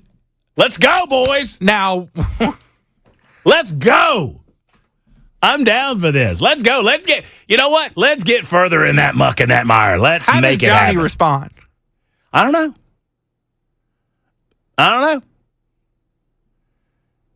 You know, put Van Hillary in bed with the other Hillary and see what happens. I don't know. I don't know where it goes from here. I'm here for it. How about y'all? It is, everyone says the same thing this time of year. When these types of ads start coming out, everybody calls the radio show. They'll call Matt Murphy. They'll call Dan Mandis. They'll call Chris Hand. And they'll say the same thing. They'll say, I hate negative advertising. Negative advertising is such a turnoff. I can't stand all these political ads. Folks, I promise you something. If negative advertising did not work, they would not do it. Doesn't work every time, but it works a lot of the time. In the meantime, I asked for a governor's race. I asked the who you got question, and I got some answers. Andrea or Andrea is up next. Hello. Is it Andrea or Andrea? It's Andrea. Andrea. I was named after an Andrew. Oh, well, there you go. Andrew Jackson? I don't know. I don't know where my original Andrew came from, but he was my granddaddy. Oh, that's sweet. And I know you've got good stories about your granddaddy. I do. I miss him every day. I love your stories. Yes. Well, I'm like one of those that gets right to the point. So, I love chatting. But John Rose, I support him because he is the only one that's really working for your vote. I mean, he has gone across the state. He's the most qualified. I cannot tell you how many town halls he's gone to and listened to the people, answered their questions, stayed afterwards and talked to people. I have seen it firsthand. I went to hear him in Rutherford County. I've heard the candidates speak. I'm not impressed with Monty Tripp. I know there are a lot of people who listen to this station that do, seem to love him, but John Rose has the qualifications for moment one. He was our former ag commissioner. He has a law degree. He's worked for Congress, so, you kind of know where dead bodies there, the bad parts of, politics, but in the good parts. And, from moment one, I think he hits the ground running and will be the best governor out of the three candidates. I really can't think of another one that would be better. Well, I mean, it's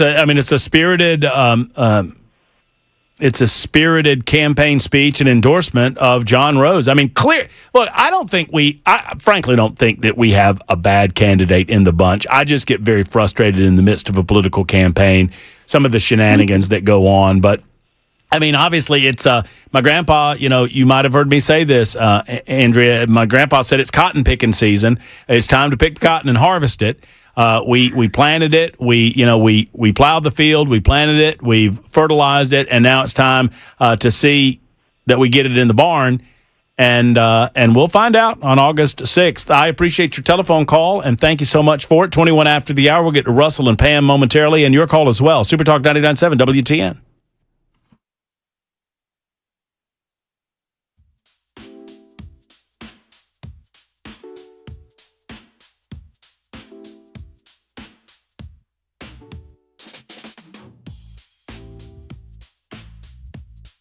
Hi, friends. Matt Murphy for Timberland Cabinets. Folks, if you've not seen these cabinets, what are you waiting on? I keep telling you to get over to the website. I implore you to go over there because the images of some of these beautiful cabinets that are very affordable and made right here in Middle Tennessee will sell you on this concept far more than Matt Murphy could possibly do so. But here's the deal.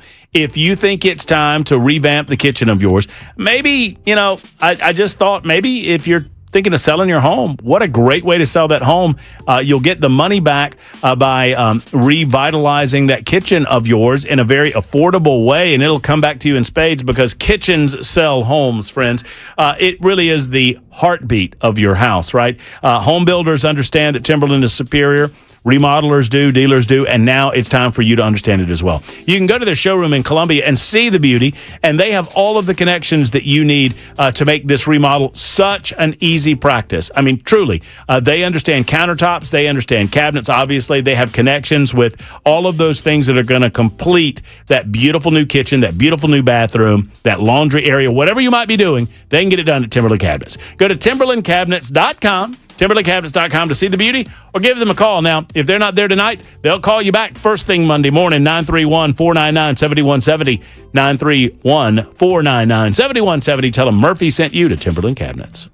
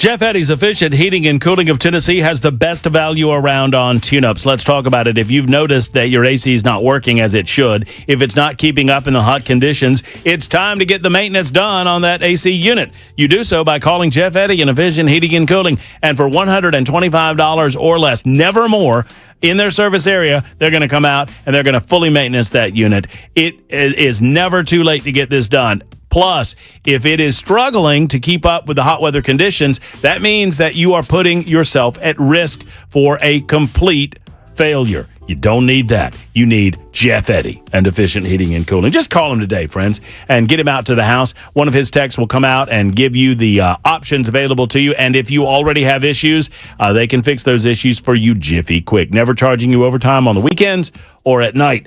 EfficientHVAC.net is the website. That's what I was trying to say. EfficientHVAC.net or call 615-784-4424. 784-4424 for Efficient.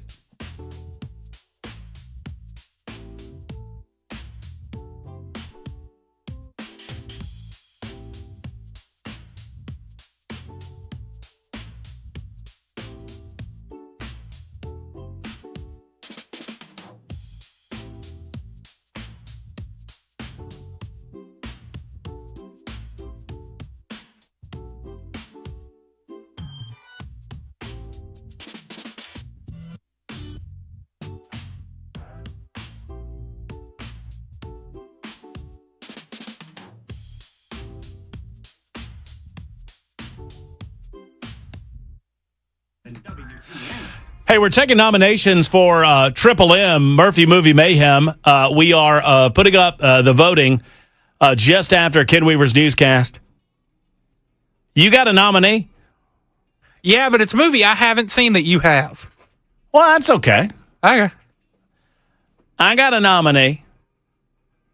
You're not that much into horror, though, are you? No.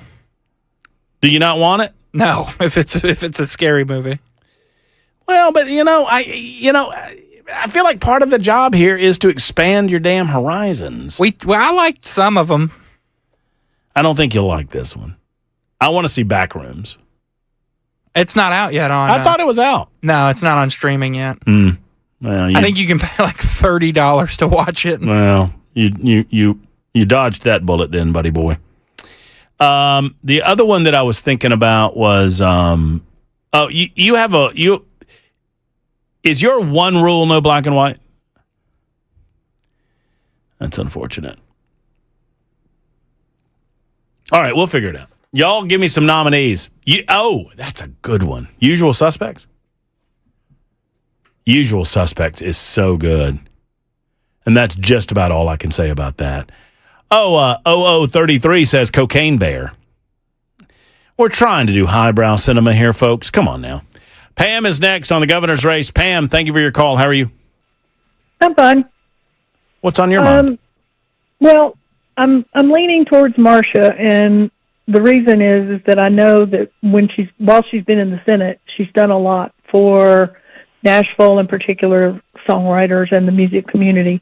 But I heard you say that you are going to talk with Monty Fritz next week, and I wanted to bring something up that I heard about him, and I confirmed it by looking on Google, which knows everything.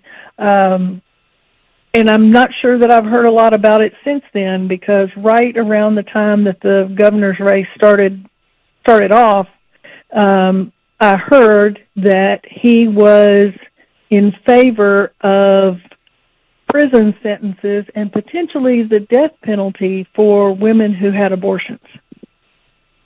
And I think that that's something that needs to be addressed by him, because I think that that would be a huge issue as far as whether somebody wanted to vote for him or against him. Yeah, I mean, I think he is well on record on this, and I will certainly ask him about it. He will be with us. I think I have this right. I'm trying not to confuse myself, because I've got John on Monday and Monty on Tuesday. I think that's right. John at 5 Monday, Monty 4 Tuesday. I believe that's correct. So I will ask him certainly about that when he's in studio with us. Obviously, he seems to be fairly an open book on these types of things, but I do believe, I just looked it up here. I think he is on record as of February of this year, saying that he would support the death penalty as a legal option for women who obtain an abortion, saying murder is murder. I know that it's hard for people to hear. I don't mean to be hard with it, I promise. But he has gone on the record as saying that. That's a quote from Monty. So we'll get to the bottom of it and kind of explore that concept further with him. Yeah, because I think that that's something that's kind of obscure And back there, like you said, it came out in February, and that's when I remembered hearing about it. And I think as we're getting close to election time, that's something that needs to be pointed out in case that would make or break somebody's vote. We will most certainly bring it up, Pam, when Monty comes on next week. Thank you. All right. Thank you very much. I appreciate the telephone call. It is 6:30. We'll get to more calls in a moment. You are a liar and the truth ain't in you. This is not going to bode well for your votes in the gubernatorial election, candidate Jackson, because I'm now being told that Backrooms is on Amazon Prime. If Backrooms is on Amazon Prime, I'm putting it up for the vote. It won't win. Don't worry about it. What's your nominee, Jackson? You'll find out after this break. I guess we will. 31 after the hour. Super Talk 99.7 WTN.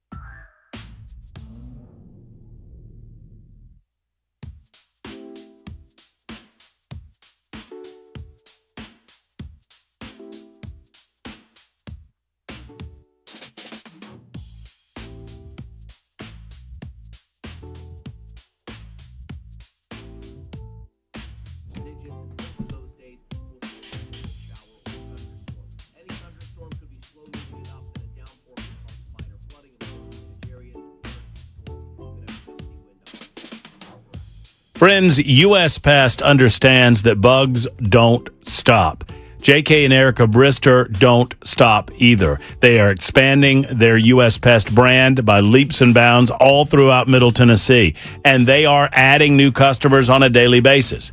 Why? Because they're the best. That's why. They're tenacious. They work harder than the bugs do to make sure that you don't have bugs in your home, you don't have bugs in your crawl space, your walls, in your yard. And right now, you can get a free termite and pest inspection by calling U.S. Pest. U.S. Pest. They are the best when it comes to eliminating bugs out of your life and making sure that your home is healthy, safe, and happy for your family. Give them a call today at 590-1260, 590-1260. Friends, they simply do it better than anyone else, and they can't stand bugs. They love the United States of America, and they hate bugs. A little communist. USPest.com, that's USPest.com.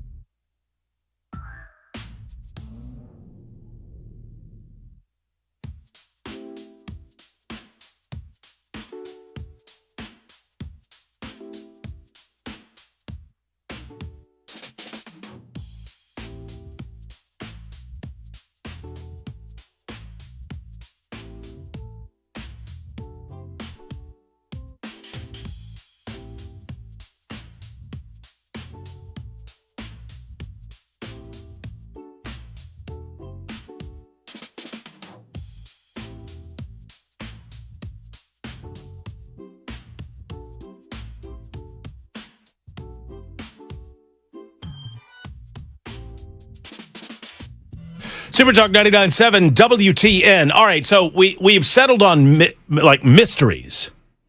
Okay, mysteries.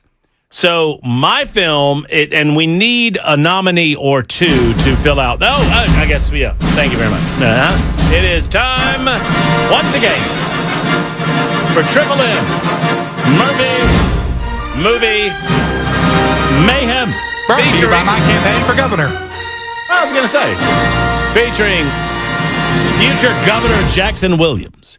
All right, so these are going to be the nominees for a vote, and we need a third mystery at least to fill out the voting. I think 3 will do. Mine is going to be The Usual Suspects. Great film. I think I'm saying it wrong. I don't think it was The Usual. Well, maybe it was. Let's see. Usual, big thumbs, buddy. Usual Suspects. The Usual Suspects is a 1995 film starring Gabriel Byrne, Benicio del Toro, as well as Kevin Spacey. I can say not much more about Jackson. You've never seen this movie? Can't say much more about it because it's just great. It's a neo-noir crime thriller extravaganza. I absolutely love this film, and I think you will too. Jackson, what is your nominee? My nominee is a movie that you've seen that I have not, and it is Knives Out. I've heard nothing but great things about this film. Great movie. Starring former James Bond actor Daniel Craig. I really want to see this. It's something, honestly, if you guys don't vote for it, probably watching it tonight when I get home. So I'm excited to dive into this one. Great movie, and it would be a pleasure to watch it again. Because there was a follow-up, The Glass Onion, which is also pretty darn good. But the first one, it introduces you to Benoit Blanc. That's my Daniel Craig impersonation. Pretty good one, too. Benoit Blanc. Christopher Plummer's in it. Jamie Lee Curtis is in it. Don Johnson's in it. Michael Shannon. Great film. Fabulous cast, ensemble. Love it. So, Usual Suspects and Knives Out, and we need a third. And Armchair PD said Knives Out. We've already done that, Armchair. The Ghost and Mr. Chicken. I know who's in it, and I know it's black and white. It's not black. The Ghost of Mr. Chicken. Wait, that might be black and white. I can't remember. I might be thinking of The Incredible Mr. Limpet. At some point, though, I'm going to attempt to violate the rule by forcing you to watch Young Frankenstein.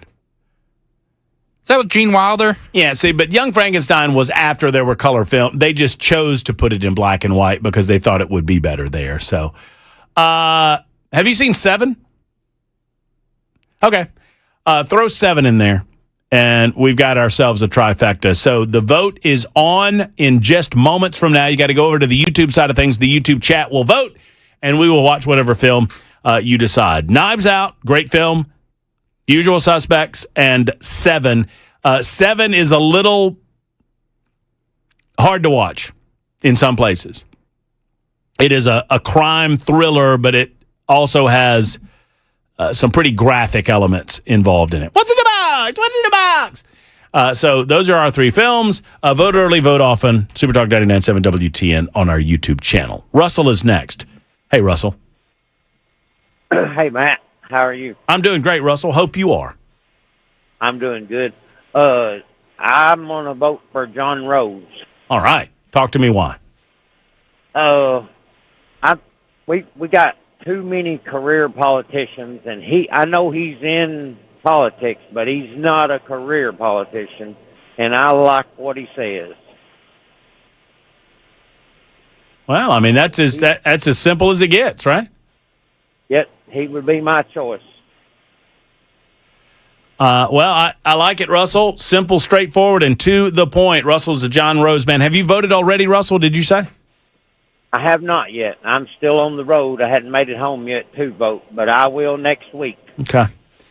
Well, you know what? I am certain that the Rose folks will love to hear that, and I appreciate your telephone call this evening. Steve is next up with a thought on the gubernatorial race. Steve, who you got? Oh, it's Dave. Hey, Steve. Oh, no, I'm sorry. It's not Steve. It's Dave? Yeah, Dave. D-A-V-E. Oh, no. Dave's not. Dave's not here. Oh, man, it's Dave. I got the stuff. No, man. Dave's not. See, people that have heard it are laughing their asses off. People that have not heard it have no idea what we're doing right now, Dave. I've been called worse, Steve, Dave, whatever. Now, I was calling in. I was calling in to say that I was leaning towards Monty, but after that lady took the call a little while ago, I got to check into that about the abortion thing. That's kind of nutty. I hadn't thought about that, but I was leaning towards Monty. But you keep saying we got three candidates that are good. I think we got two, Rose and Fritz. I think we got a problem with just the Republican Party in Tennessee, and this is why I refuse to vote for Marcia. If it comes down to the general, I will write in Jackson if she gets in there. But who was that guy you had on a couple weeks ago from Columbia talking about the Republican Party in Tennessee? Well, I've had a lot from.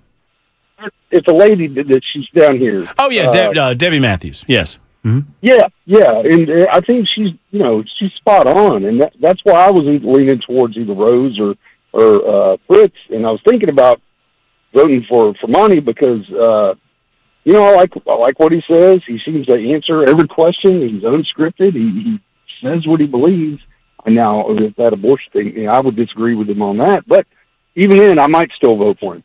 But we get in the state, it's like the old boys party. They pick who's going to be on the ballot. And you have the other thing that really kind of ticks me off about the Marsha Blackburn campaign is now you got all the other politicians in the state Republicans, kissing her behind because they want to get their snout in the trough. That's all that is. Whether it's appointments or whatever, they want some of that Washington money that she's tapped into. I firmly believe that. But anyway, I'll have to rethink it now. But what? I'm going to vote next week, but it'll be between Rose and Fritz. Well, we'll have both of them on. Hopefully, Marsha at some point, but we will have both Monty and John on. I mean, we've had them on in the past, and we'll have them on next week, both in studio and both for an hour. And I plan on dedicating the majority of the hour to listener questions, either via the super text line or on the phone line. So that should be a good time. Steve, real quick. But I mean, Dave. It still says Steve on my thing. Dave, real quick before you go, what you may have mentioned this and I might have missed it. What is it about Marsha that is a non-starter for you? Well, now I've voted for Marsha in the past, right? And she did going back to the state income tax and all that. But since she has been in Washington, she has become Washington. I 100% agree with what you say about everything's scripted, everything's controlled, and it's an empty suit. What has she done? She'll glom on to something that she already knows is popular, but what has she actually taken a stand on her own? I cannot think of one. To tell you the truth, I'm really disappointed in both of my senators from Tennessee. You got empty suit, and then Haggerty. He's Casper the Ghost. Anybody heard from Bill Haggerty? Is he still around?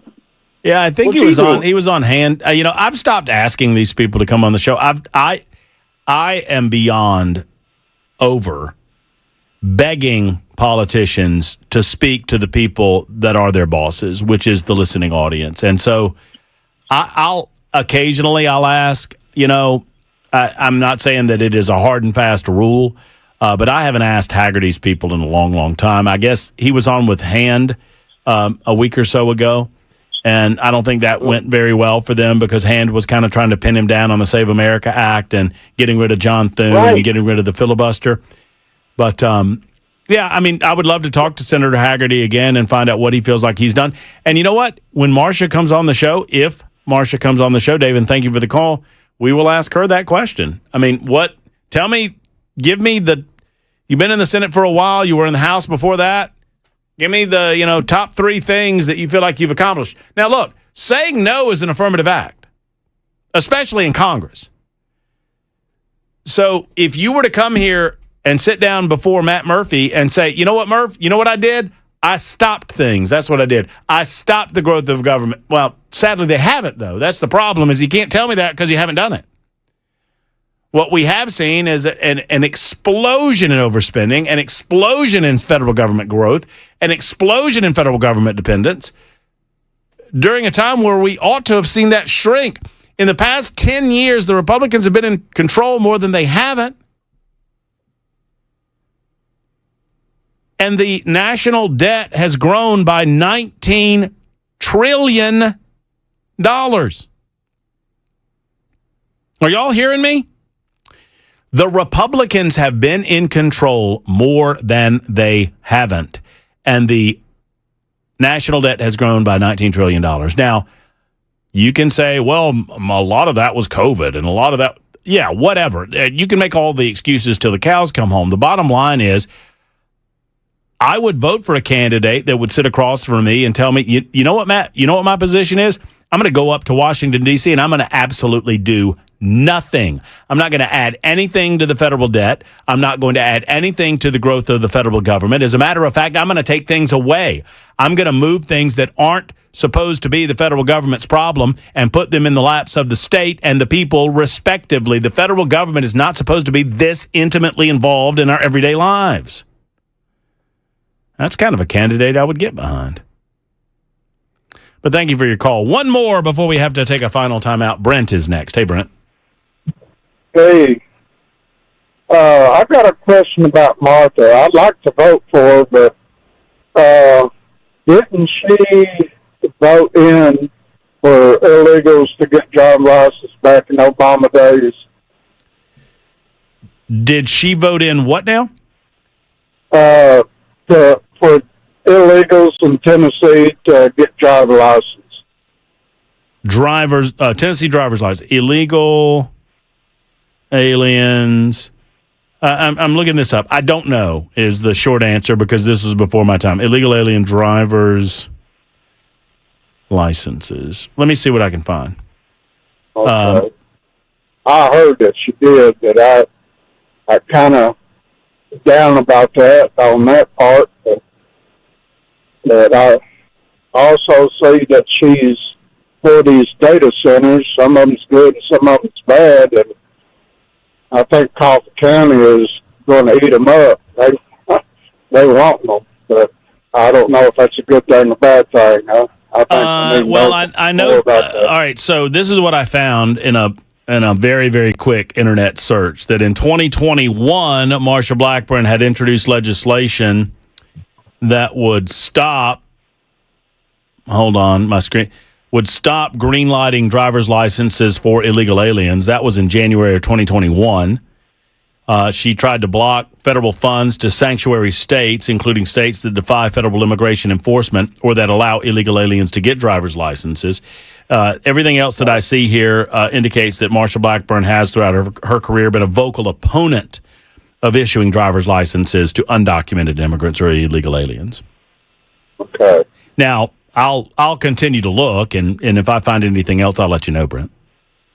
I appreciate it. Yes, sir. Because I believe in trying to help the state and vote, get out and vote. I think everybody works to, but they need to watch who they're voting for. So, and that said, have a blessed afternoon. You do as well, Brent. Thank you for your telephone call. 53 after the hour. You know what? I don't hate it. I don't hate the results of Matt Murphy Movie Mayhem, Triple M, or Quad M, as it were, featuring future Governor Jackson Williams. I don't hate it, but I think there's a little shenanigans going on. I think you ended the poll when you saw the movie that was up. I ended it at the same time I do every week, which is at the end of the 6:50 segment. Huh. Well, 6:50 is the cutoff. I thought the segment was the cutoff. Usual suspects, 37%, 19%. Knives Out. If you're wondering, it was not close. 44%. That's like a few votes. But Knives Out never trailed. That's fair. Back in a moment.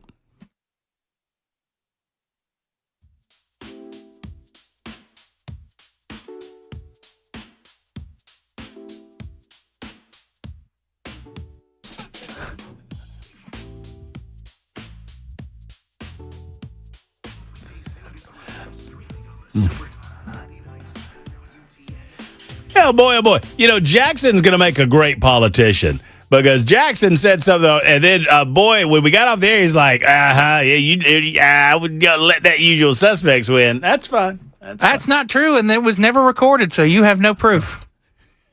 We will continue to fight for the constituency of the state of Tennessee and keep Tanzania out. I am fighting for all of you to look better, to feel better about yourselves when you look at yourselves in the mirror. And so, with that in mind, friends, come join us tomorrow. Look, if you're out and about already, come to Cool Springs to Contours LLC from tomorrow from 11 until 1. Dan Mandis and I are going to be there, and we need to see you. It will be so lonely if you're not there. And what a wonderful opportunity, because you can sit down casually. We'll have a water or a soda or whatnot together, maybe a cup of coffee if you so desire. some refreshments, maybe a snack or two, and you get to tour the beautiful Contours LLC facility. You can see the red light technology with your own eyes. You can see exactly how it works. Keith and the team will walk through the process with you, and this is no high-pressure sales tactic. This is not, and I wouldn't be there if it were. Keith doesn't believe in that either. We're just there to help, and I want to see you. So if you're interested in saying hello to me, I'd love to say hello to you. Dan Mandis wants to say hello to you. I'll give you full permission to rub his head and to give him a big old hug and maybe even a kiss on the cheek if you so desire. Dan Mandis, Matt Murphy, and Contours LLC tomorrow from 11 until 1. Find out more at ContoursLLC.com, ContoursLLC.com. We'll see you tomorrow at Contours.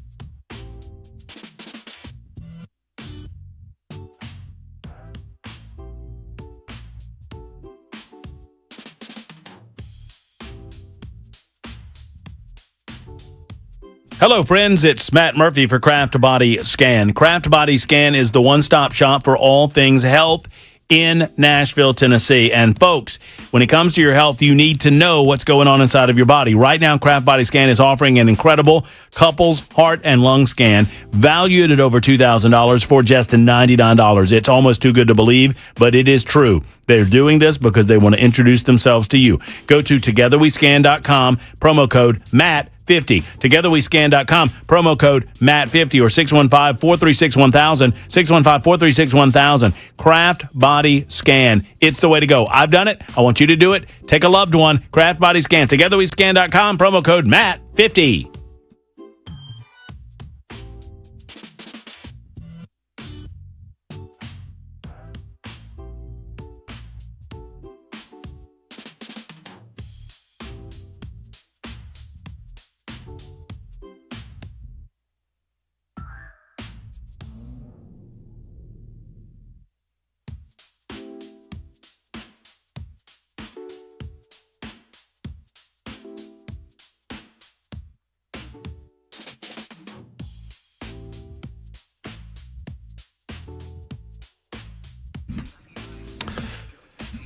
You seen the trailer for the new Rocky flick? The I Play Rocky documentary? It's not a documentary. I mean, not a documentary, but it's biopic. Okay. We got to go, says Jackson. That's going to wrap it up for us. Matt Murphy speaking and saying for Jackson Williams, Ken Weaver, and the rest of the crew. Have a wonderful weekend. Hug your loved ones. So long.